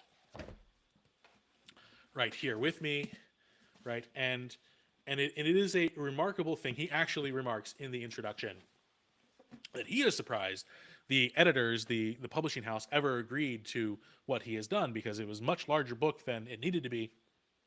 But the select glossary, the big pull-out accordion, I think it's on here, right? Of all the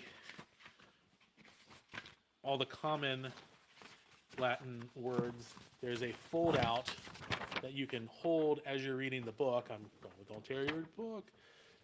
And it makes it so that in front of every student, open the page, pull out the fold out, all the words necessary to sight translate the passage on that page are available to the student. And that means that you can take this book and take it with you and need nothing else really, and translate the Aeneid, which is amazing, right? And it isn't just kind of like to toot your own horn and say, "Oh, look at me, I translated the Aeneid. That's good for you, good for you." But it doesn't just connect you to Virgil. There's a way that translating an ancient language, different than say translating a modern language or modern text, it connects you with everyone who's ever read that text in the original language, right? Reading Virgil connects you with, John Henry Newman. It connects you with Shakespeare. It connects you with, Thomas More. It connects you with everyone in history. Or St. Thomas Aquinas was very studious from an early age. I wonder if he even read those pagans, right? One would suggest that he's probably read Virgil, right? That this whole idea of a classical curriculum, right? That a classical text is something that is shared in common by the fleet of ships, each individual moving in the same direction, and gives you, right, a kind of a seat in the great conversation, right? A seat at the table of the great conversation.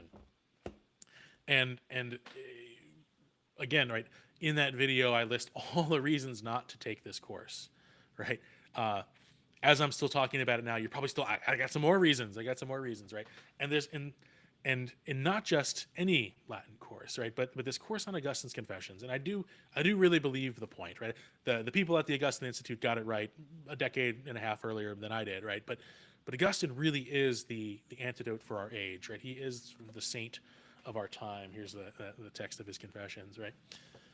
That he saw the crumbling of Rome, not just the physical crumbling, but the sort of the fabric of virtue in society of a once great empire come to naught, right? The whittling down of that moral fabric that held the world in place during the Pax Romana is in decline in his life, right? He sort of famously is unable to make. Now I'm blanking as to which council. Because his town is under siege, right? I believe it's Chalcedon. He's unable to make it. It's like, oh yeah, no, Augustine. It'd be great if he were here, but Hippo's under siege, right? And he didn't survive the siege, right? I don't necessarily think he was killed. I think he might have died while he couldn't get in or out. Anyway, right? Augustine is looking at this, and the struggle is whether the word of God, right, revealed in Scripture, is true. And there's all these other claimants out there, right? We have sort of a relativism run amok in the Mediterranean, and his life in the Confessions is pursuing truth, and thinking he's going to find it in the Manichaeans, thinking he's going to find it in the Platonists, and eventually realizing that that's not where it is. It's in these simple Christians, right? Who he initially derides. He derides it as the religion of his mother, right? But then he comes across Ambrose, and Ambrose changes things. And so that's sort of the nugget, right? The idea that maybe Augustine's got something here. Maybe if we slow down, if we do something out of the ordinary, if we read his words and let them sit, let them kind of, right, work their magic, work their power, their force, and we start to see through his eyes again, maybe that will be an assistance to us in the troubles that might lie ahead, right? One thing might be assured in your life, that times will get more difficult, right? In different capacities, in different ways. And reading Augustine is I think you can think of very few better things to do outside of the Bible than to look at the Doctor of Grace in this time, and that's kind of a value add that I think I offer to this course, right? Because I will largely point out that I love Latin more than I am sort of a professor of it. Right? Quite literally, not a professor of it. I have an undergraduate degree in classical languages. But I think I always kind of consider Latin as my first love, right? It was the dawn of a new world of language and meaning, and the interconnectedness of expression that came out, right? So you will get that. You will get sort of right? My desire to kind of understand sort of the truth of something, to kind of unlock the puzzle that every sentence in Latin, and particularly the sentences of Augustine, kind of brings to us.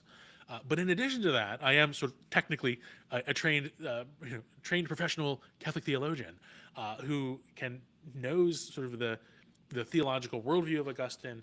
What are his main kind of concerns, things that will, in the whole of the Confessions, having sort of taught that work itself, right, to be able to kind of give it its context. And you can probably find a Latinist who can give us the technical meaning of the Latin. You can find theologians who talk a lot about Augustine, largely from translations. There are a few really good ones who read Augustine in the original and do all their thinking about Augustine from the original Latin. God bless them, right? But it's sort of an aging breed, a dying breed.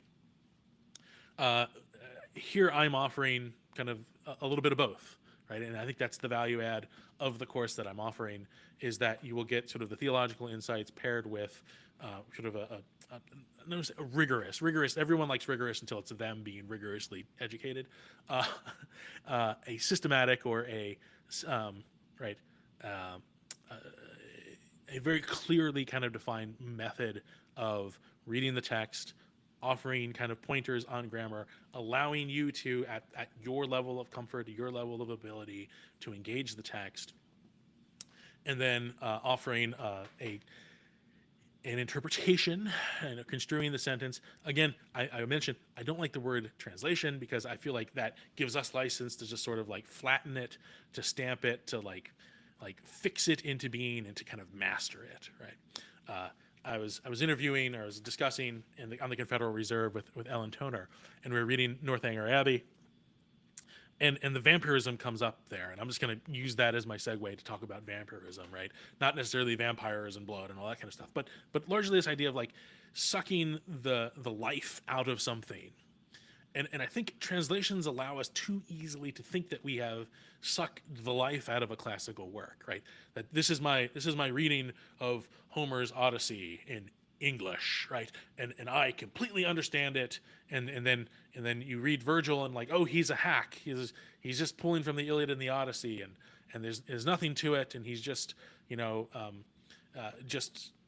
benefiting from these great stories that have happened before, and then kind of making it Roman, sprinkling some Roman spice or whatever, that oregano, onto the Iliad and the Odyssey, and ta-da, right? Virgil's a hack. No, right? Virgil's a genius. Virgil's a genius of his own of his native language of Latin, and it's only in the Latin of Virgil that we see his genius, right? And so translation lets us think that we know more than we do, lets us think that we got it all, right? But if a work is really a classic, it doesn't admit of being kind of sucked dry of all its life-giving blood, right? That it kind of springs ever new, that it hits us differently at different points in our life. And I think the more we read good classical works, the more we kind of humble ourselves to kind of enter them at their level, right? the level of the author and the author's language.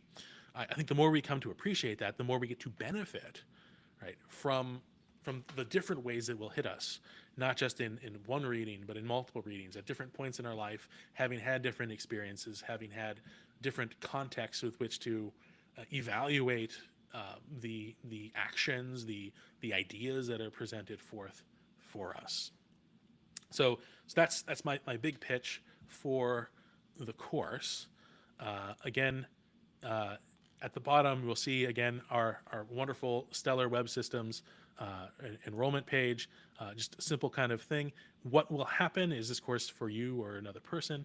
When you go through that, we are offering a sale. So the current retail price of the course, which you will kind of hold in perpetuity, is $360. We are holding a Black Friday sale for 50% off. So 50% off will get you all 6 sessions. They're currently, so it's also an in-production sale. So those courses are in production. It's kind of making its way forward. You can think of this as sort of like a Kickstarter, right? The interest in this is significant of the completion of this project. But for $180, you will get access to the multiple hours. I haven't charted it all out, but we could largely say around 20 hours, 24 hours of working through the text with me. You'll have the text, you'll have the selected glossary, you'll have my commentary, and from that alone, right? Even you don't even have to have necessarily a book with you.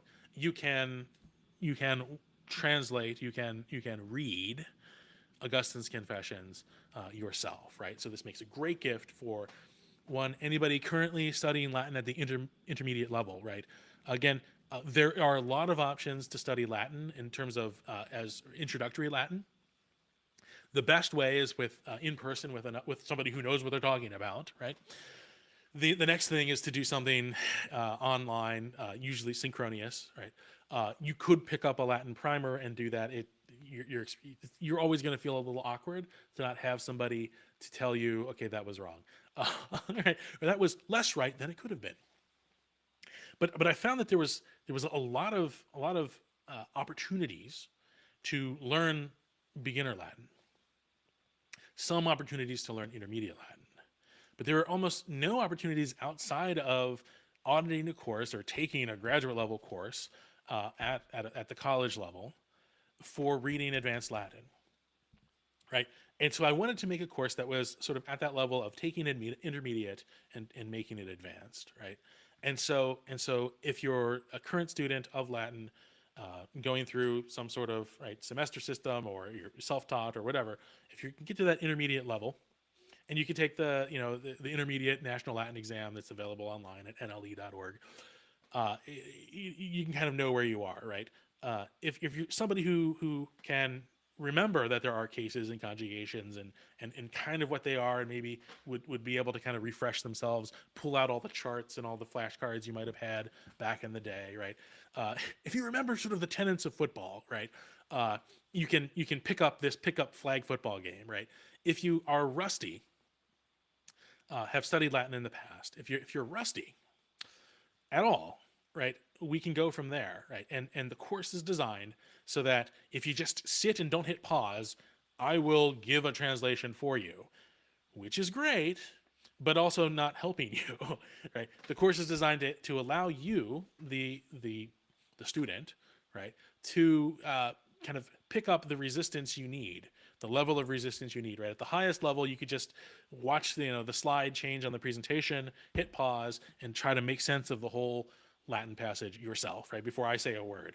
And then kind of fast forward to where I give my interpretation, and then, pat yourself on the back, or, argue that I'm completely wrong, right? Or you can watch, and then you'll get the clues as to what grammatical things I would be looking at in concern of making that translation or interpretation, and then hit pause, and then try to give it a go. Or you can wait, and then I will give it a go, right?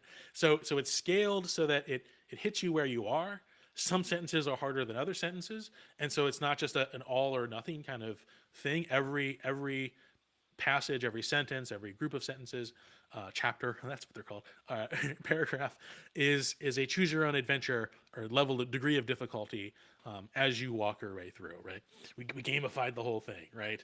I'm doing it for the story, right? Or I really want a challenge, right? Or I just want as intended to kind of plod along and to work out the translation yourself, right? So that is kind of the goal, right? To provide something that doesn't require you to pay $700 for college credit, or $700 to audit for no credit, right? The expense of auditing a college level course is insane. So that isn't it, right? It isn't about the diploma. It isn't about the recognition, right? You every day are testing yourself, right? Are you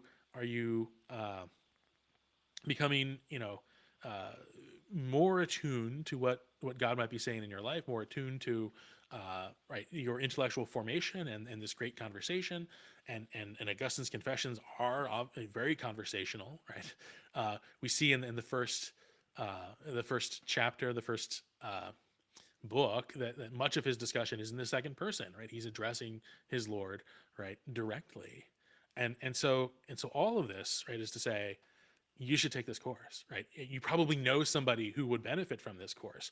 Maybe this course is an inspiration for you to begin the study of Latin, so that one day you could reach this level and to be able to take it forward, right? I looked very hard for this kind of advanced course across the internet, uh, English to Latin. I didn't check other languages to Latin, but for the English speaking world, there is nothing easily found. Probably, if you find something, let us know, right?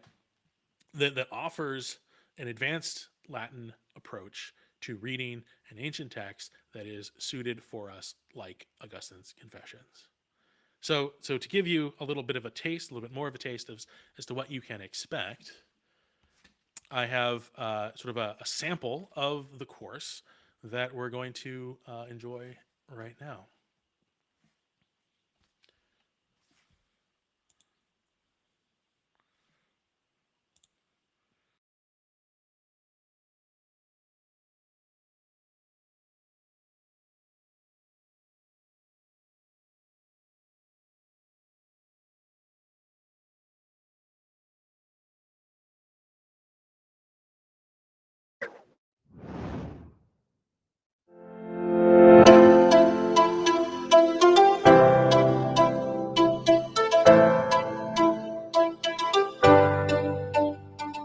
Welcome, I'm Dr. Jason Fujikawa. Again, this is the unscripted portion of the course, the majority of the course, as mentioned in the introduction. And so what we're going to do here, we have in front of us the first lines of the entire Confessions of St. Augustine. So book 1, chapter 1. So chapter in Latin and ancient works, right, is a caput, headings. They essentially kind of function as paragraphs that we might consider them. So this is book 1, chapter 1, and what we're going to do, it's going to be sort of our process through this entire course, is to I will read the Latin in what is likely a mix between sort of what we call maybe classical Latin or sort of Renaissance Latin and ecclesial Latin. It'll be a hodgepodge. I'm sort of brackish in my own sort of pedigree of Latin pronunciation. I kind of swim in both streams. I'm sort of like the alligator of the Latin speaking community. So just tolerate that. You're going to please no one. You can't please everyone. So just recognize that we're doing our best here. So I will read the Latin and kind of a nice little chunk, a bite-sized chunk. We might subdivide that chunk. We're going to do that here in the first sentence. And then give a little pause. I will try as hard as I can not to seem like Dora the Explorer, but you take it upon yourself to pause the video, and then just kind of grapple with the sentence. You have the vocabulary down here. Let me get my little cursor. Right, you have the select vocabulary, the glossary down here. You are getting largely basic dictionary definitions. You might have to sort of interpret and kind of renew in your mind, like, okay, so dominus, that is a noun here. Sometimes I mark whether it is an adjective or it is a noun. You might kind of figure that one out just by the terminations of the endings. Adverbs, you can give the gender. We'll have sometimes I'll keep them as participles instead of going back to the root verb here, sort of circumfero.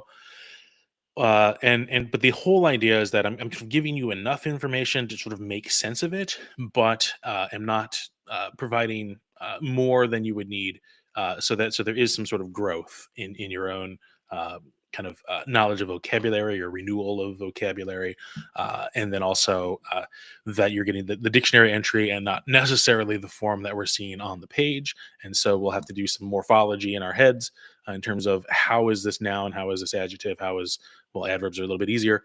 How are they being used here in this context? So I will read the sentence. There's a time to pause.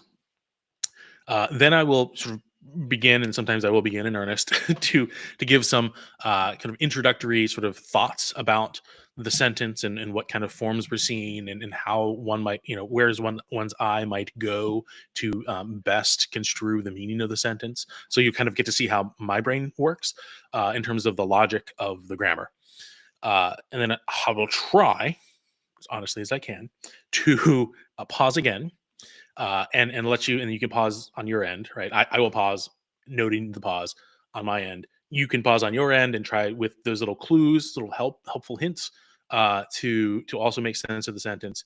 And then sort of the final portion of each sentence, I will offer my own sort of interpretation. I wouldn't want to say translation. Oftentimes, the translations will kind of wiggle in the sense of different ways of expressing it in English. Because again, our goal is not a polished translation. You can go to a bookstore, if they still exist, an online bookstore, and buy a translation, right?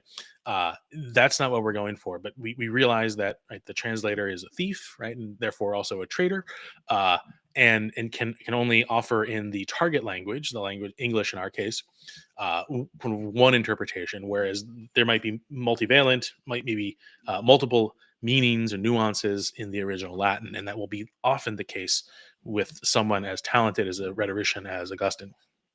So I'll give an interpretation, and then we'll move on to the next sentence, right? And just so you don't get into the habit of sort of just short-term memory, the goal at the end of the session, perhaps if you reach a midpoint in the session, would be to look at the text alone, and sort of the naked text without maybe the glossary. You can do that by downloading or viewing the PDF available on this course as well, with just the text of Augustine, and then try to, from sight, without the glossary, without me talking in your ear, translate the paragraphs, the chapters of this first session in one fell swoop. Right, that is a great thing I learned too late in my formal Latin studies. That you will kind of push through, right, and eat the elephant one bite at a time, and you will never get to.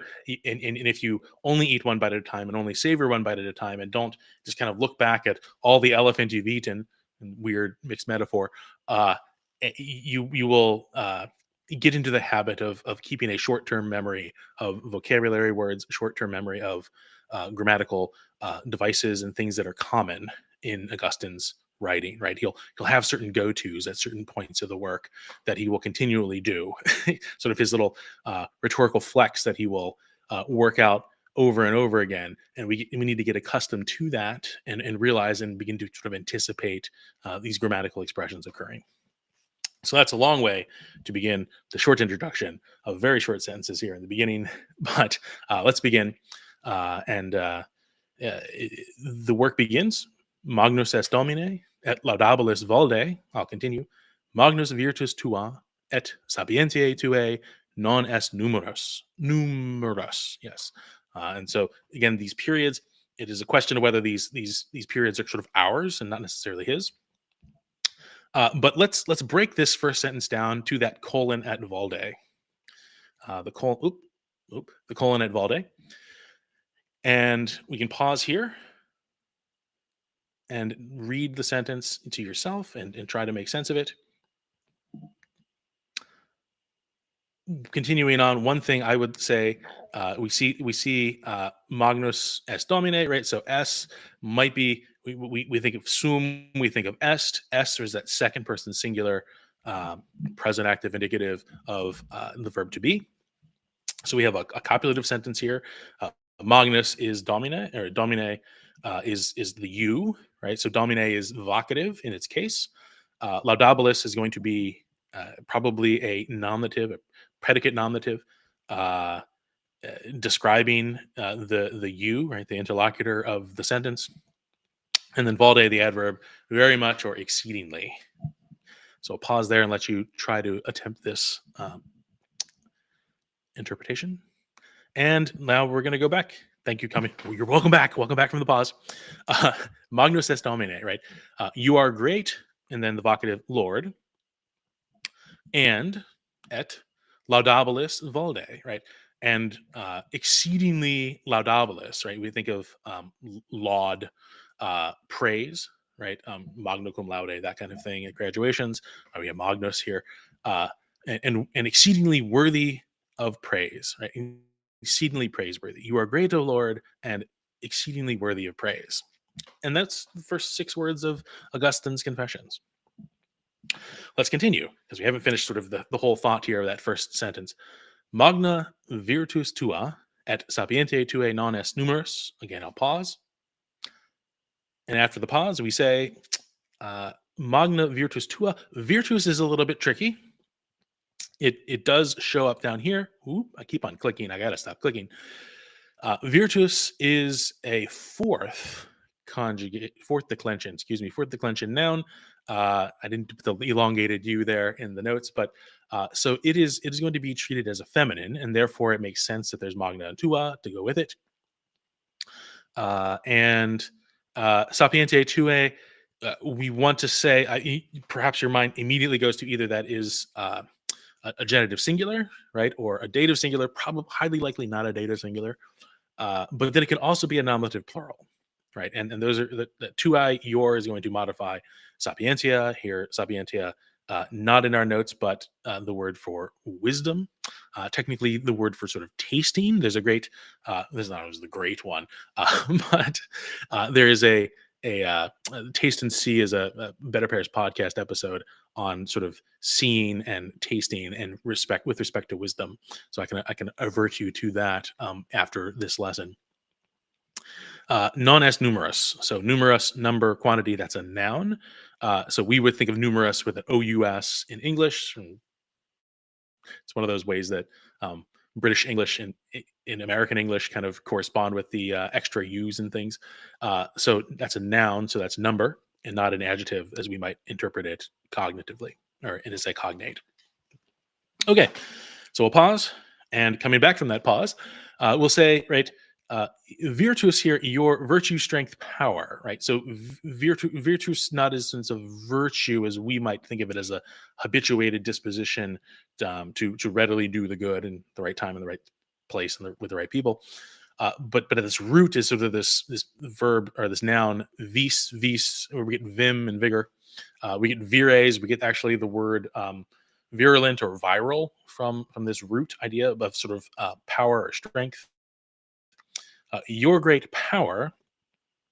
And then sapientiae tuae is not the power of your mind or of your wisdom, but this is an interesting thing. Et sapientiae tuae, your wisdoms is a nominative plural. Your great power and your wisdoms, potentially here, right? Nominative plural is not a number. And you might have your kind of mind blown there, right? Because you would not expect an est, you would expect a sunt, right? Because we have two things, virtus and sapientiae tuae, your force, your power, and wisdoms. So not only is wisdoms plural, but wisdoms conjoined through the conjunction et with tua, or with tua, virtus tua, magna virtus tua, with virtue. That would be at least three things. And yet we have a non-est numerus, right? And we get this, the meaning there, or the suggestion, right, is that, again, right, with God, there's not a multiplicity. There's no sort of partition. There's no division in God. There's the divine unity.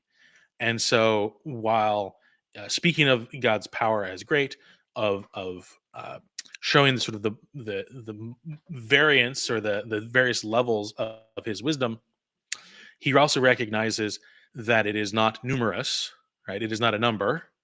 It is a unity, right?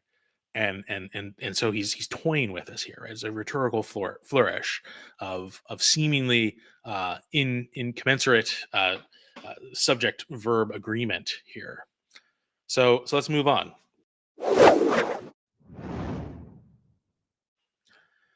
So here we have in the next slide probably the most famous line from Augustine's Confessions, and we'll see that in due order here.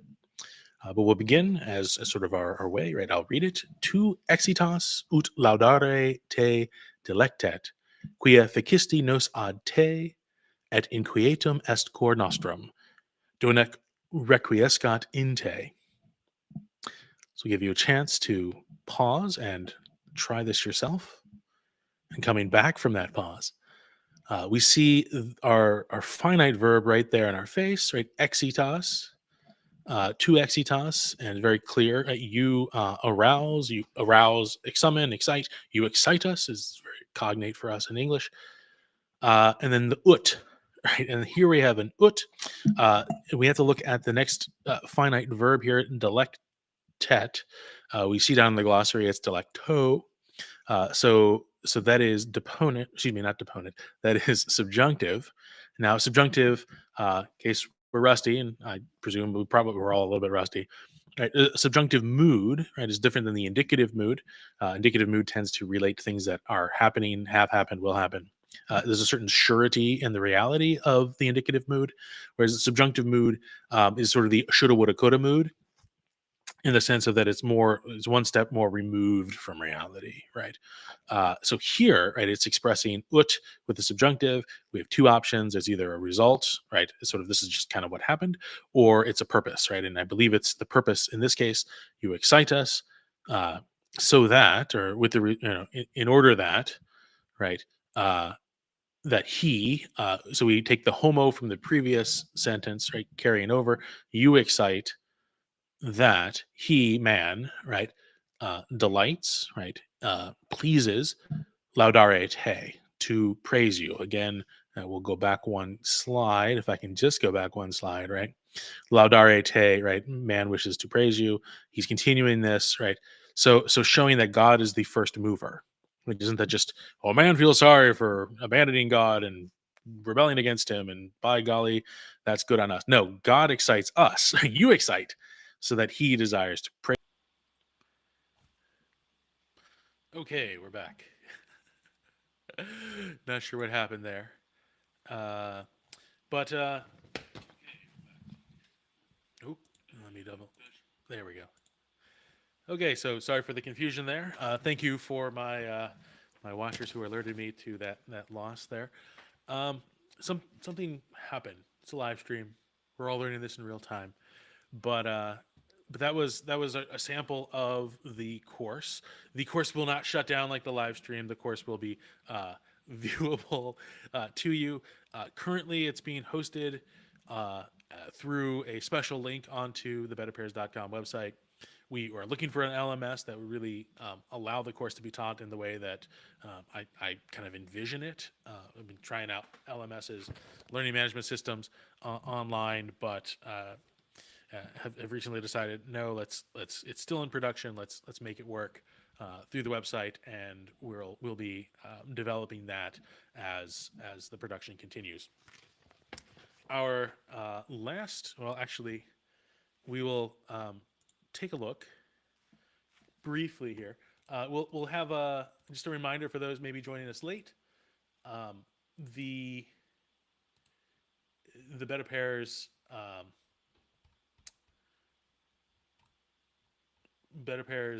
leaves opportunity is still available here.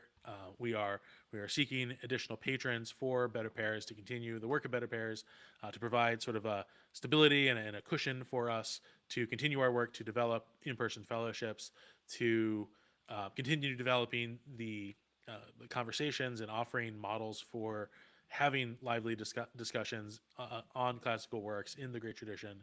So to continue the work of BetterPears, we're making our appeal. I'm making the appeal to for you to become a patron of BetterPears today, here during the live stream or shortly after. You can do it now. It doesn't ask you that many questions. But to finish out our evening together, we're having a first. The BetterPears podcast was started 2 years ago, in October of 2022. And largely, the idea behind the podcast was I had some ideas that I wanted to share.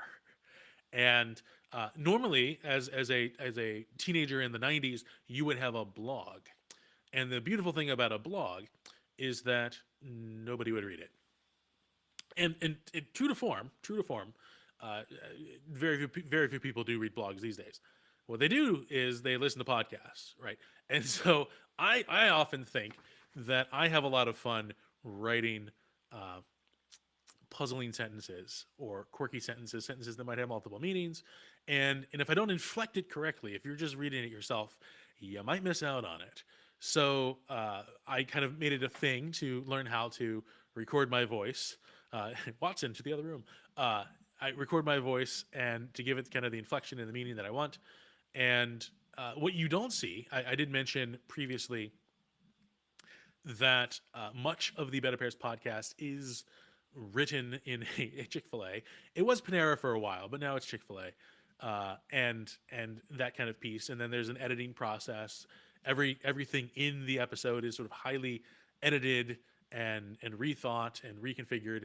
And strange though, because what you get is not like a very clean cut sentences that fit the listening ear. No, you get sort of stuffy academic sentences that become sort of labyrinths of meaning and thought and sound over and over again. That isn't because I hate my audience. No, I love my audience. And so perhaps maybe the ideal way of enjoying the Better Pairs podcast is to go to our site, Better Pairs Preserves, because again, pair preserves. Go to Better Pairs Preserves at betterpairs.com/preserves and to kind of read along and to listen as you listen to the Better Pairs podcast. Although you can often just listen as well. I do note that this is not a driving podcast. This is not a working with heavy machinery or anything really sharp. So like folding laundry, sitting on the patio after you've just touched some grass, drinking a tea or coffee depending on the time of day and your proclivity towards tea or coffee or maybe a beer, and enjoying. So one of the things that happens is that there's many kind of edits in the reading of the Better Pairs podcast. And you're not going to get that tonight. You're going to get kind of the full deal. This is the unplugged version of the Better Pairs podcast. So I hope you enjoy. This is Better Pairs Season 3, Episode 10, Critical Thinking. All the world's a stage, and all the men and women merely players. Hypocrites, every last one. Aristotle's word for dramatic actor in his Poetics is, surprisingly, Hippocrates, which is not so much a comment on their moral rectitude, but rather their status generally as human beings. The actors in ancient dramas portrayed pagan gods and potent monarchs. The actors, often behind the masked visage of their characters, had not the potency of their dicta. The strength, or kratos, thus lacking results in the prefix hupo, in English, hypo. Might and strength, like that sought by so many a tragic protagonist, is still sought on worldly stages, both great and small, wielded under the guise of criticism and the modifier critical.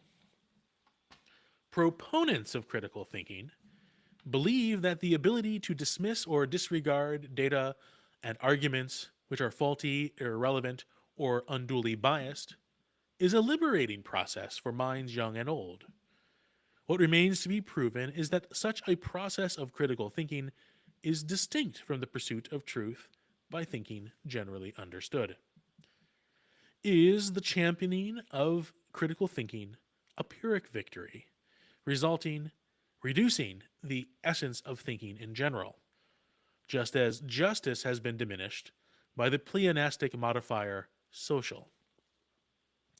Does the rise of critical thinking correlate to a decline in intellectual traditions, thinking in common, thinking in which kratos, the cudgel of private judgment, asserts free will at the cost of isolating ideas and siloing discourse?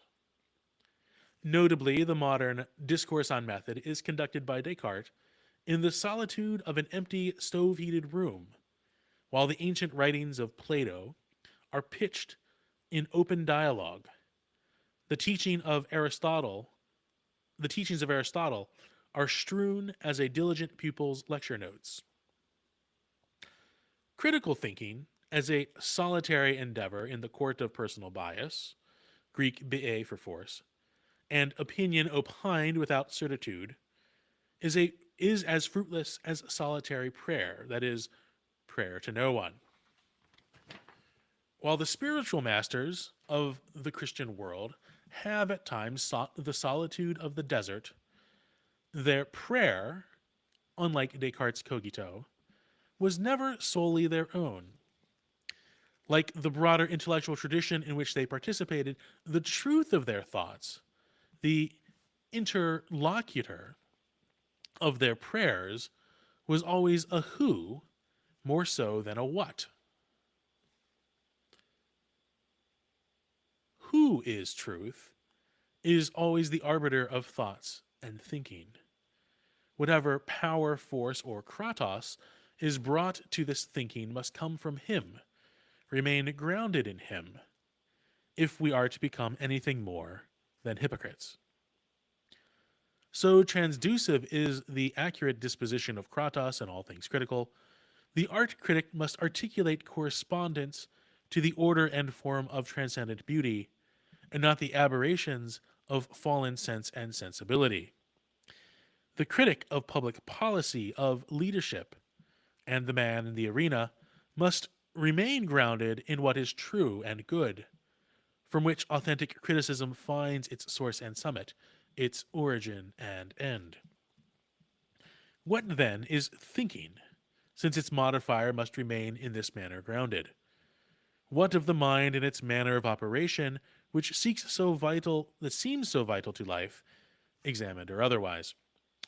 Perhaps two distinctions among many possible will best benefit our present inquiry.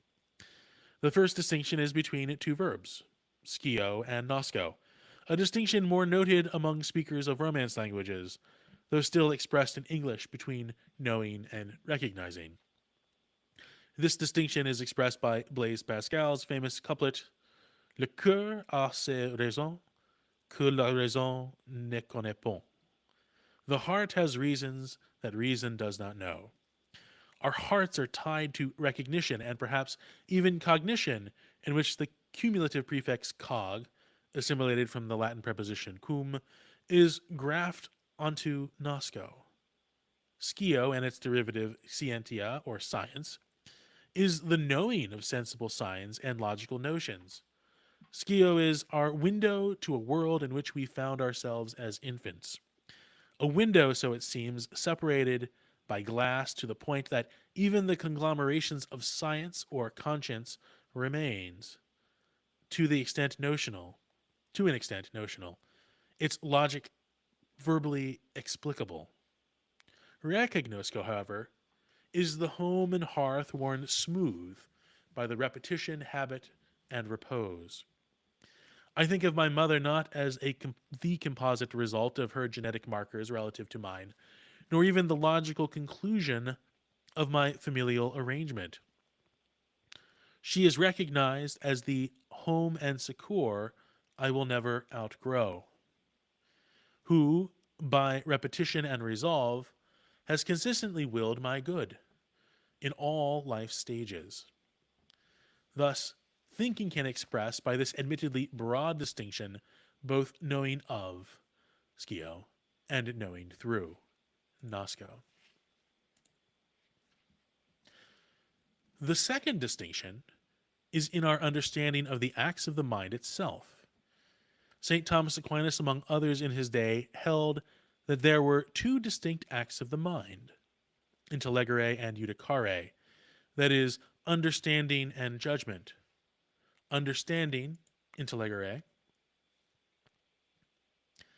answers the question, what is it?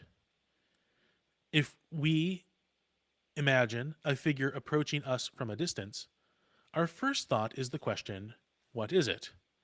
Is it a person, a man, my best friend, and so on with greater specificity? The second act of the mind, judicare, is the judgment of the truth of the first answer. Is it so? This question admits of three answers: yes, no, or maybe, if the information remains insufficient. The ordered beauty of this bifurcation between understanding and judgment is that judgment can be changed as understanding improves or is corrected. The danger lies in the conflation of these mental acts into one, as offered by Blessed Duns Scotus, a subsequent thinker to St. Thomas. Scotus presented a simplex apprehensio, in which judgment immediately arises from understanding as a unified act of the mind.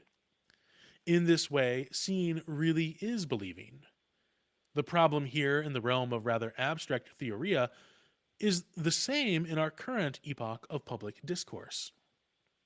There is no space for incorrect judgment, since judgment is grafted to the entire intellectual apparatus. The modern problem is that if I am wrong, my entire intellect, and me as a purported Cartesian intellect trapped in a bodily machine, is wrong. Such people cannot have erroneous ideas. They can only be erroneous people. Pitched in such a battle, logos gives way to kratos, and critical thinking becomes the watchword and currency of thought oppression. The way out of the critical thinking arms race is not by more impressive credentials, bigger megaphones, or higher speaking platforms. It is rather a radical realism rooted in regal authority, founded by the actor or actor, who is not acting yet pure act. Critical thinking, or what our betters termed simply thinking, must begin at the beginning and discover again the worth of words, that is, their truth, even if that requires casting one step, one foot, one pod at a time. And that was episode 10 of the BetterPears podcast, season 3. Thank you again for joining us tonight. Again, if you have not already, please head on over to betterpears.com and become a patron of BetterPears Leaves today to enjoy the continued work of BetterPears, to receive your monthly gold back in the mail, to receive an entry for the BetterPears Market Mug giveaway every month for the rest of the year at least. And also, thank you for our special donors who are receiving a sticker, the BetterPears sticker, the special extra bonus this month for your support of BetterPears. So with that, again, thank you all for your attention this evening. And thank you again for my guests, Mark Forrester, Mark Gillis, who joined us earlier in the evening. For those who attempted to join us but were prohibited by weather and technology and other kinds of things, thank you for your attention, and God bless and have a good night. Catch you all later.